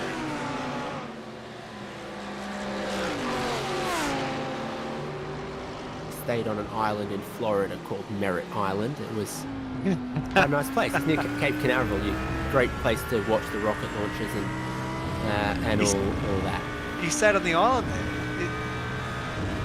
No, not an Oh, island you in the area of Cape Canaveral called Merritt Island. I got too excited then, but then I come to realise that Florida is made up of islands. Just stick the super close together. That's your leading three, bottom of picture. Here comes Kobe Williams, Joshua Fitt, and John Merritt. Merritt looking to make a move on Fitt, who might just be nursing a bit of damage. It was he who straightened up but bent the suspension on Jeff Connell. So it wouldn't surprise me if the damage is there. This is Hen and Roach. Brad Watson and Tyson Broad, some Audis just behind.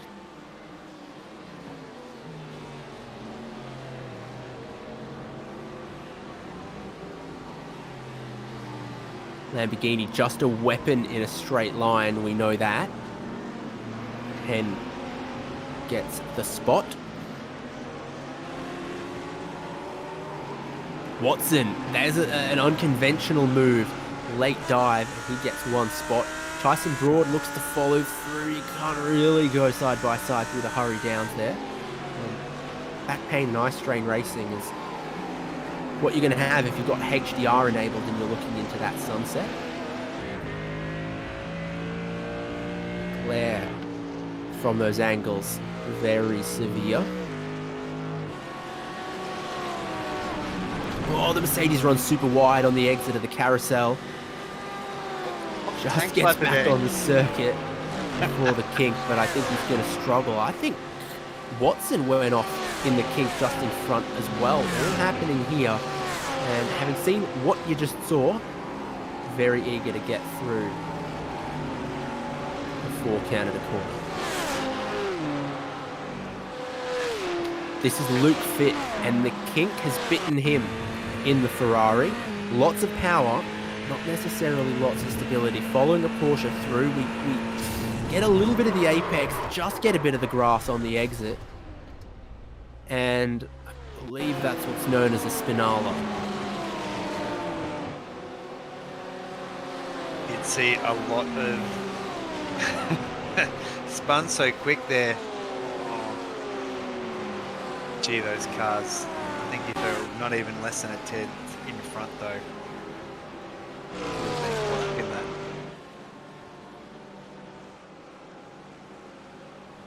Leaders, Capel maybe just breaking the slipstream to Lawrence and Peter.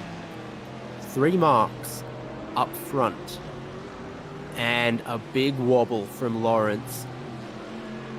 Jordan Peter not willing to make that move that we saw Brad Watson pull off there at turn 6. It is always ambitious and a late move that's difficult to telegraph if you're going to get down the inside there.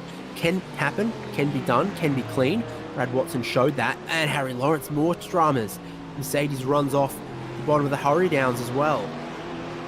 Yeah, went absolutely straight on there, and he's just putting him in the clutches there of Kobe Williams.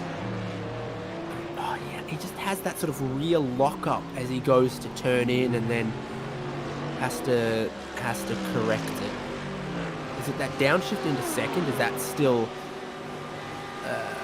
not syncing up right on the Mercedes? The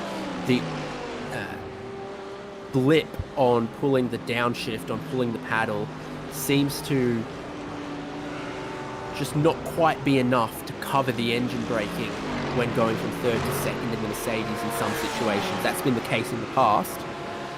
Kind of get down into the lower gears and it does seem to be of a greater effect. That sort of, to take the Americanism, wheel hop.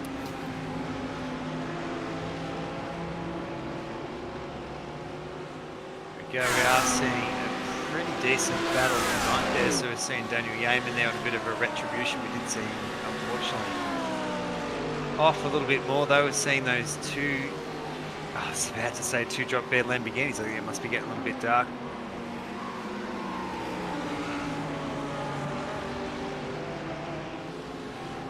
Lambo and Audi. And just behind them, Brandon Groach, still the AM leader. It's from Lehman and Wang, looks like your top GT3 in that category at the minute. Tim Harris 4th, and you find him there ahead of Tonkin. We saw him pull the move on Tonkin just a little bit earlier in this race, and Jeffrey not able to recover as much as he might have liked. As your running order from the AM competitors. Second round of pit stops not far away though, and very few drivers have already covered that off, but we're waiting on it for most of the field.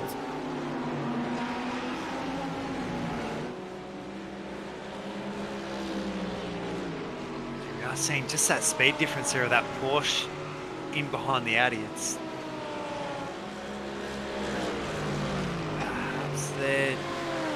John Merritt maybe having a little bit of an issue there. Gee, as you see, Joshua Fitt is just closing in. It's almost closed like from almost a second back.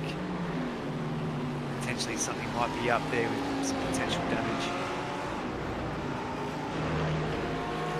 Nose is perfect, especially on the right for Fitt. That's where his car contacted the front left of Jeff Connell when Connell was half spun in turn 5. Pit entry not tempting anyone. There you go. John Merritt is going to stop a little earlier. Everyone in front of him hasn't stopped yet.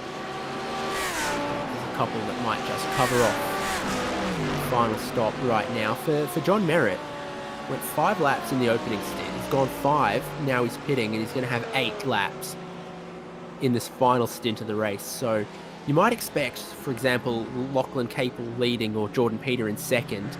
If it's possible to reach 8 laps on fuel as Lawrence and Williams make contact, and Lawrence has really been struggling, seems, and I'm not sure what happened there. It's a difference in braking markers potentially, but yeah, we might expect these drivers then to go 8 laps on this stint and have 5 in their final stint to the end, make it a longer middle stint. New livery for Lawrence this week. It brought him a whole heap of luck.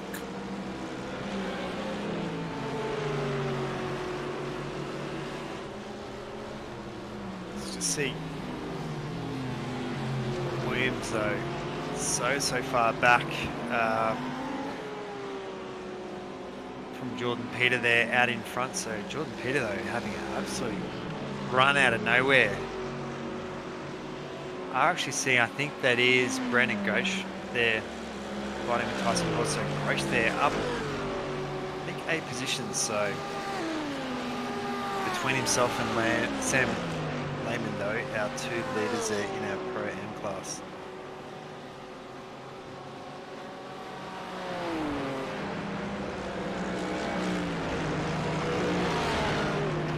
Lawrence looks like he might lose another spot. Wouldn't be surprised if there's a couple of drivers that follow the John Merritt example and pit a little early here. Yeah, there goes Williams. So he's decided to get the stop over and done with. Of course, the other side of that coin is you might come out and be, in some traffic around, 20th, 30th place for 1 or 2 laps. It costs you a lot of time compared to, Capel or Peter or Harry Lawrence who stayed out. John Merritt doesn't seem to be in a great amount of traffic at the moment though, so I don't think the early stops hurt him too badly. There's a couple more drivers that have gone through the lane, not just Kobe Williams this time around. Sam Lehman, Jeffrey Wang, Daniel Webster, Andrew Dicey, Stephen Tonkin, Ben Jeffrey, and Phil Orty, to name a couple. There's Williams out of the lane.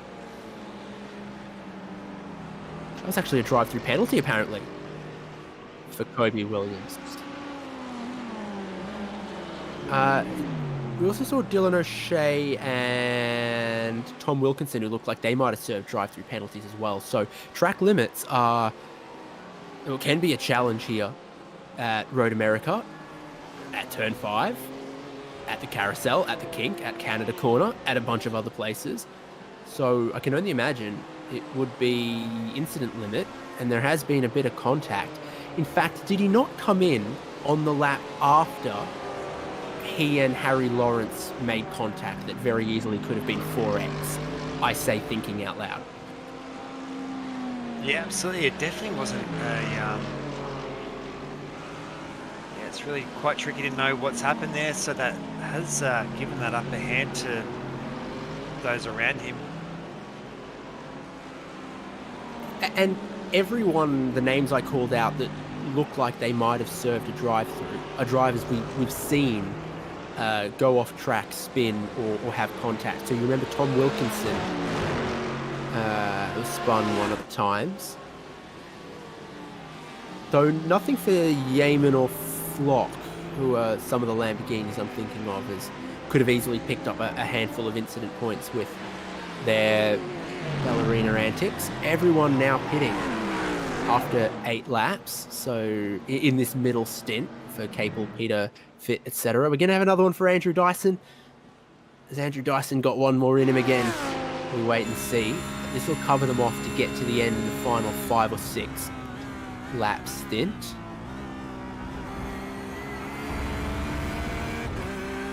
Dyson actually is on an outlap here. He stopped after 6 and then after 6 again. So he's fueled to get to the end already. This is Lachlan Capel rejoining in the lead. So that gives you an idea of the gap between himself and, for example, Dyson. It's pretty much the whole length of the pit straight. Out comes the last couple of cars. Peter, Fit, Lawrence. Well, that's a sight to behold. John Merritt's going to sneak past Daniel Yeaman and Christopher Henn. Managed to separate themselves.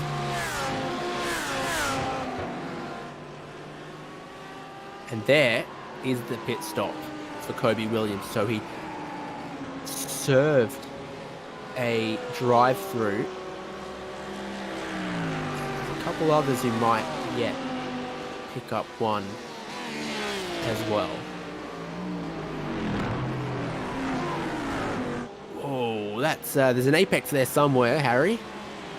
Car has been loaded up with fuel at his pit stop. 11 seconds of it was added, which is probably going to border on 20 to 30 kilos. He's going to have to go through pit lane again to serve a drive-through.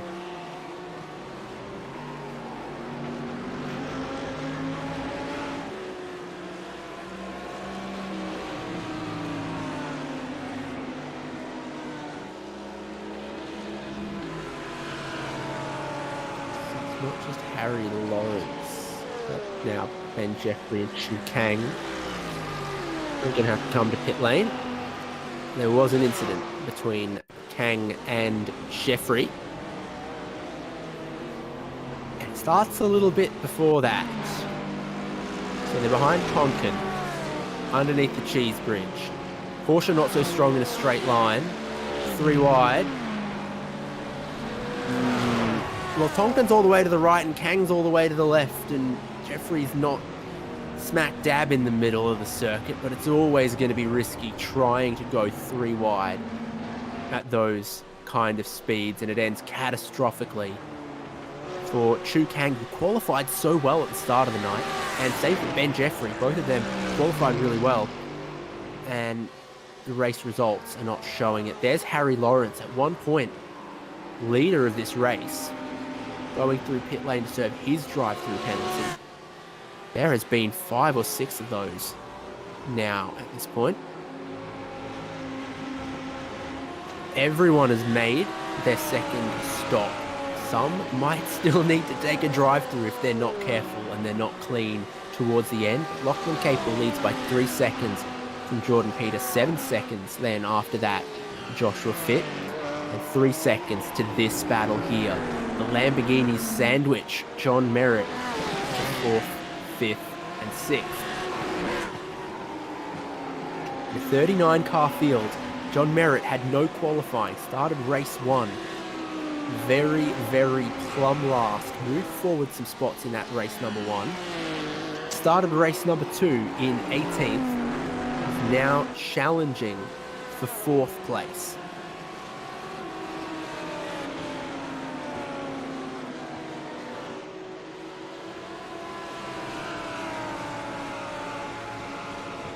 Really, really quick corners like the carousel there, what challenged the Audi and the Lamborghini at Suzuka last week. Fast corners, testing the how planted the rear of the car was, how stable it might be. That's repairs Chu Kang. Does sound like Chu Kang will be back again there with a black flag, so second half of the race, not too ideal for him.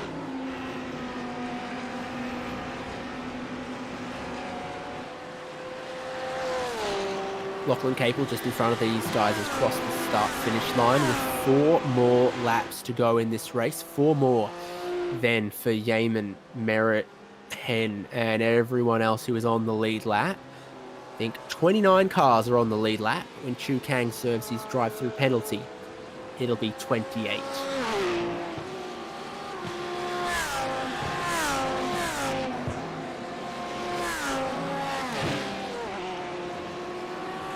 We'll have to see. It's almost going to be interesting to see the battle of who of the black flags there. I think we've had about 5 to 6 or so.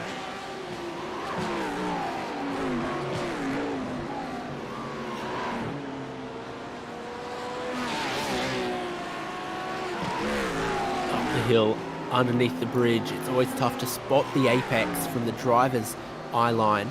You can't see it so easily. Here's a little bit of AM class battling. Tim Harris leads the AM championship in the 93 BMW. Oh, he's right behind Jeffrey Wang. And they're not that far behind Sam Lehman either, the other red BMW up the road. Daniel Webster and Kobe Williams pro cars behind them. So that's where Williams has ended up after the drive-through penalty. 17th. It is, sure, it's 72 kilometers an hour in the pit lane, but it is a long pit lane here. Pit lane transit time is more than 30 seconds, I think. There are other tracks where pit lane transit time ends up being more like 18 seconds or so.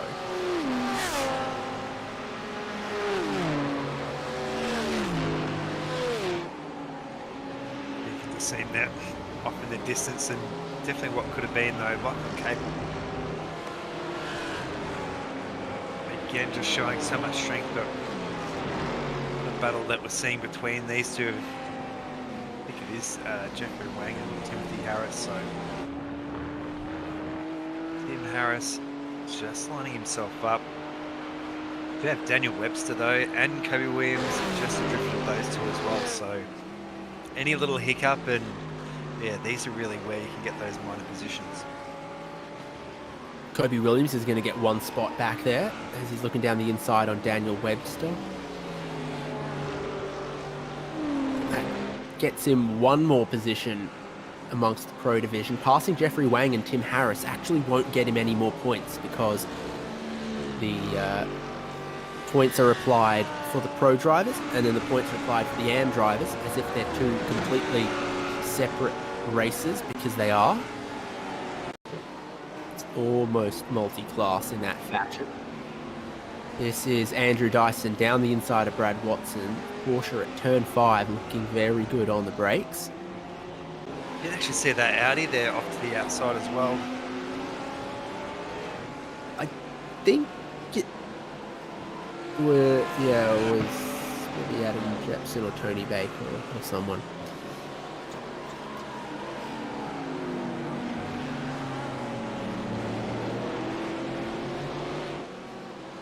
This would be Richard Brookfield in the iLEC Lamborghini and Sam Lehman in simrigs.com BMW. So front lines through the carousel. It's sometimes you sort of stay stuck to the inside the whole way through, and then sometimes you do sort of do the double apex kind of thing. Williams got past Tim Harris.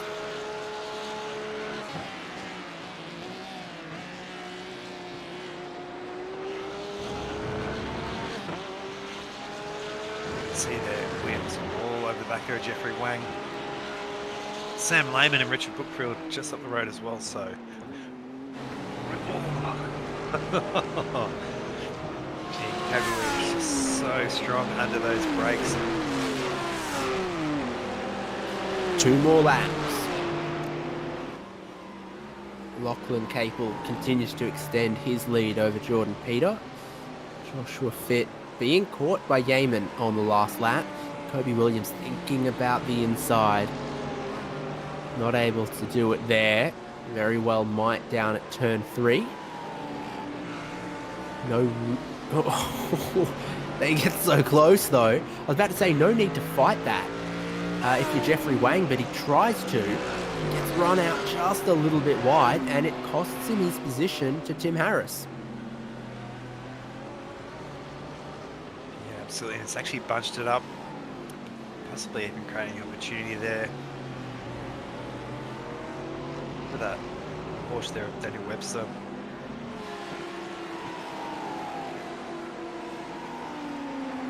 Said Daniel Yeaman was starting to catch Joshua Fitt. Yeaman's last lap very well might be the second fastest lap of the race so far. Don't really have a way to immediately verify that, but it was very quick, and it was the only lap anyone did in the 203s of the 30-something cars on circuit last lap. So he took a big chunk out of Joshua Fitt, about 6/10 or so, and he had done similar, in fact a little more, the previous 2 laps, as you can see there as well. That's Chu Kang into the pit lane for the 5th time. And this is Lachlan Capel, Jordan Peter, Joshua Fitt, Dan Yeaman, and John Merritt starting the final lap from Road America. You'd have to say there, great work by, or not only by Josh Merritt, but Daniel Yeaman. He came from such a, was all the way at the front, then all the way out the back, and then all the way back to the front here. It's always such a, almost a faux endurance setup here with these really long races. So I don't think he'd be too disappointed. Definitely not a podium, but just being outside, but still be pretty pumped either way.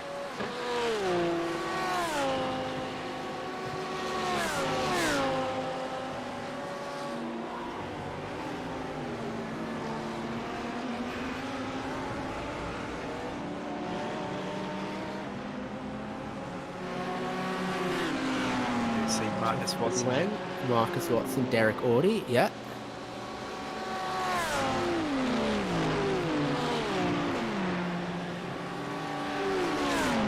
Now, Audie wants to pass Wang and finds a pro car in between them. So then he's got to either hope Watson goes and gets out of the way, which he will with a dive down the inside that doesn't work out. Wang holds his line around the outside, cedes at the hurry downs, but really he's going to compromise his momentum. It blocks out Derek Audie. Couldn't capitalize on that one. Lachlan Capel, 4 seconds, gets a little bit of the grass, weaves back and forth on the way up the hill. Don't celebrate too early, young man, from 7th on the grid. Finally going to cross the line and take the win in the feature race, Jordan Peter. Joshua Fitt looks like he's going to hold on from Dan Yeaman, just not close enough. One more lap might have done it for Yeaman to be on the podium again. And Merritt and Hen still trying to recover is Kobe Williams. This isn't going to get him any more points. That's an AM car, I think. It is. Sam Lehman. Williams with the drive-through penalty, still pushing on all the way to the end. He's going to get 13th. Brandon Grotch is going to be the AM winner, just ahead of all of this as well. He's crossed the line. 11th overall, but AM class winner, first in AM, and he gets winner's points because that's what he is. Absolutely. So just seeing a few of our minor cars come over there. I think Dylan O'Shea just came over in 22nd. Passing Broad, Jordan Ferguson. Almost pipped for the line. It's a tricky... Oh. Ricardo Zonta, eat your heart out. Is that Aaron Cooper who's out of fuel? Oh, this is Aaron Cooper who's out of fuel. Who was that? Who was out of fuel in the BMW?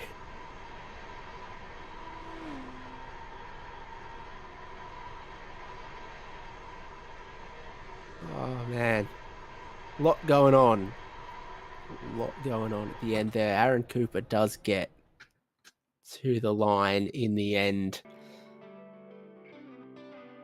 Well, Lachlan Capel wins the pro class from Peter, Fitt, Yeaman, Merritt, Henn, Dyson, Watson, Funslow, and Flock.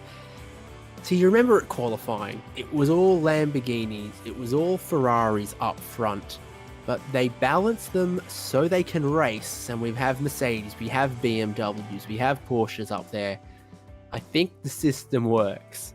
Brandon Groch, AM winner from Lehman, Harris, Wang, Audi, and Tonkin in that division. Richard Brookfield and Kobe Williams, Daniel Webster, Marcus Watson sandwiched betwixt. That's the top half of the field. Further back, Gustavo Cirillo, Dylan O'Shea, who was one of the drivers, one of many drivers that had to serve a drive-through. Harry Lawrence won as well.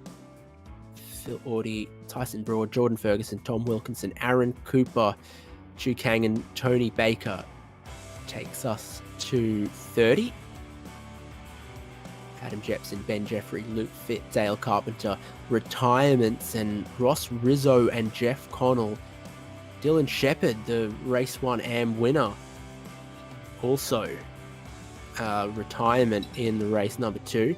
Matthew Johnson, Glenn Riddle, and I don't think Alex Court took the start. As we wind down from the race, we look to have a chat with some of our podium before we then think about Fuji next week. Don't think any of them have come by to talk to us, Nick. No, I'm sure they're all... We're normally so nice. There we go. So from Japan to America, back to Japan now. So Fuji Speedway. Oh, we do have someone in now. We sure do. The feature race winner Lachlan Capel is kind enough to join us after. Well, it's a big cool down lap at Road America. That's what's taking him a minute. Congratulations. BMWs didn't look like they were anywhere in qualifying, but it's the race strategy and the race pace that matters in the end. Yeah, BMWs just didn't have the pace. This is definitely a speed demon track, and it showed with the Lamborghini and the Ferrari way up front. I think my Opti, I could have done maybe a 6 or a 5 in quali, but it's just not enough to get into the 3s or the 2s or the 1s where some people are in practice. So, yeah, BMW didn't have pace, but I was able to stay out of the chaos somehow. Caused a slight shunt, but seemed to be a little bit of a racing incident there in race 1 with Henny. And then race 2, it was just plow through, see if you could gain positions, stay out the trouble, and luckily I was able to. I had to push right coming out the pit stop just for fuel because I didn't want to get jumped on, because I knew some of the cars had bigger fuel or better fuel capacities than the Beamer, but it turned out well and I was able to push and end up getting the double. Looks like more than you can count on one hand, drivers had problems with the track limits and with the incident limit. Hand on heart, honestly, how close were you? Nowhere near, actually. I was at 5x, I think. So, was it 5x? No, 6x. Not too much better anyway, but I've driven here many times in GT3s and managed to back up a win in AusPass. Last time we went here in the Porsche and this time in the Beamer, so I do know my hand well around here, and knowing there's a gap to the limit that you need to push and how much you can push to get that extra time, and it just wasn't really worth it, and I found myself quite comfortable just being able to lap without getting off tracks. So a bit unfortunate. I think it played a part with all the chaos that happened mid-pack checkups lap 1 for incident points, but for me it was just kind of chill and not try and die lap 1. Now, it's 4-digit numbers, and I was never that great with maths, but I would suggest it's very likely you now lead the championship. Well, that's good to hear. having a shocker of a couple races in the Porsche and maybe not the greatest in the Beamer on one or two of them, but good to hear I'm back on top in the championship. It's been a while to say, but with the battles with me and Cobb last season, but there's still 3 rounds to go. Anything can happen. My drop rounds are looking decent compared to some other people's, but Wildcard, then Sandown, then my favourite track, event 24. So it's good end of the season for me, I think, but we'll have to find out and see the pace, because Sandown is going to be a bit of a bust up possibly, and then Evergreen try and qual well and don't off track the lap at a certain point in the track. Well, congratulations to you once again. Who'd you like to thank? Just like to thank all the guys at Drop Bear Motorsport, specifically Dan and Tom helping out racing tonight, and Dan coming back from his little bit of a mistake he had with Seb to jump into P4, and all their sponsors have been Cozy Engineering Solutions, Sam Blacklock Media, Hybrid Racing Solutions, and Revolution Race Gear. Also like to thank obviously you guys for putting on the broadcast week in, week out. SimSpeed's a great company. It's good to see them grow and expand coming into 2023 with a couple more series that I think are in the works, but good to hear that they're growing as a company and getting bigger and bigger. Cheers, see you next week. See you next week. Well, it took a while, but he came and found us, which was nice. And Nick, we got one more, 3rd place finisher. Congratulations there, Joshua Fit, as part of simrigs.com DPR. Talk us through how you went tonight. I know we did see quite a few black flags there near the end, but you've managed to keep your nose clean. Yeah, I think with the bop the Porsche had this week, it was just a matter of keeping it clean. Bit of a Bradbury, I think, coming from the further back than you'd probably like, and just staying clear of a few of the incidents that happened in front, unfortunately for others. But the Porsche's always got good race pace across the year, but the performance in a straight line just make passing almost near on impossible. It's just a matter of keeping it clean, and in the end, trying to keep Dan Yeaman, who was closing in pretty quickly towards the end, off my tail. But all in all, it was a good race. Bit of fun. Yeah, just do what we can. Yeah, I'm just actually trying to cast my mind back how you went in the qualifying at the start, because I think it was yourself and I think it was either Jordan Ferguson made the most there of that invert. So yeah, absolutely stellar effort there. Trying to keep your nose at the front of the race, and yeah, it's paid off with that consistency the whole way through. Yeah, I think sort of sitting behind a Ferrari, near losing 5 tenths sitting in the draft, it was near on impossible. I got a pretty good tow from my little brother in the quali session, which put me up sort of, I think, around 7th or 8th or around the top 10, which was a good result, best I could probably do for that. But yeah, the Porsches weren't much chopped today, but in the end, 2nd and 3rd, it's still a bloody good result, given what they are, but that just proves, I guess, how good they are over a longer run. Yeah, absolutely. Casting our eyes, I think we do have Fuji coming up next week, so I'm sure that you'll be planning all that out and getting that practice in and getting that car set up. Yeah, I think we're in the wildcard round, which is always a bit of a fun week, driving something a bit unusual. So I think I'll probably jump in the Audi, which is always a bit of fun, but turbocharged beast that it is. So we'll see where we go. But yeah, it's a bit of a fun week, that one. Awesome. Well, congratulations again there, Joshua Fit. Any people and sponsors you'd like to thank? Yeah, I'd love to thank the team at dprsimrigs.com, major sponsors simrigs.com, Southwell Lifts and Hoists, Ben Mac Mechanical, Phoenix Design, NP Designs, and all the boys that make it possible as part of the team. So thanks to them. Hey, can you just say use promo code OzProAm for 5% discount at checkout at simrigs.com? Use the discount OzProAm and the simrigs.com checkout for a discount. Get on it. They make some bloody good products, so get around it.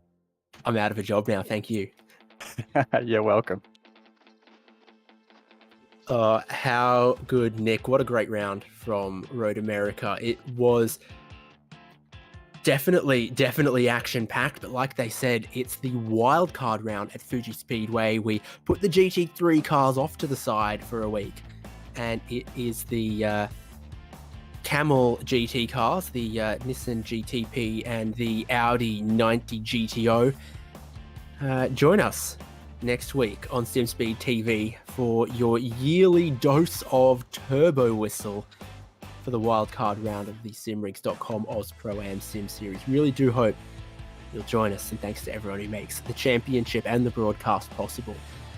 David Haynes here, Nick Skariev, Jay Kennedy on the production. We wish you a good night. See you next week.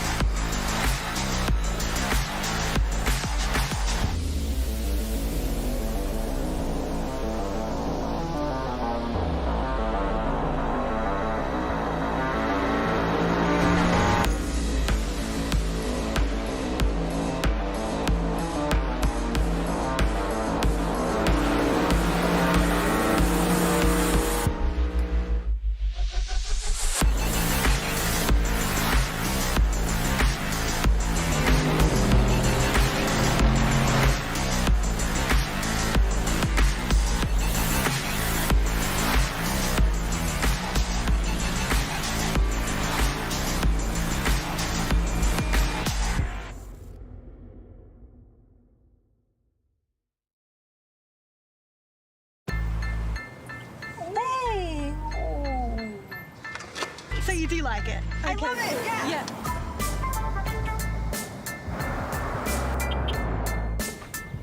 Now when you go pre-owned, you can enjoy the same feeling you get with a new Toyota. Tested and backed by Toyota. Upgrade your car, mate. This? Yeah, no big deal. Toyota certified. Pre-owned in a class of its own.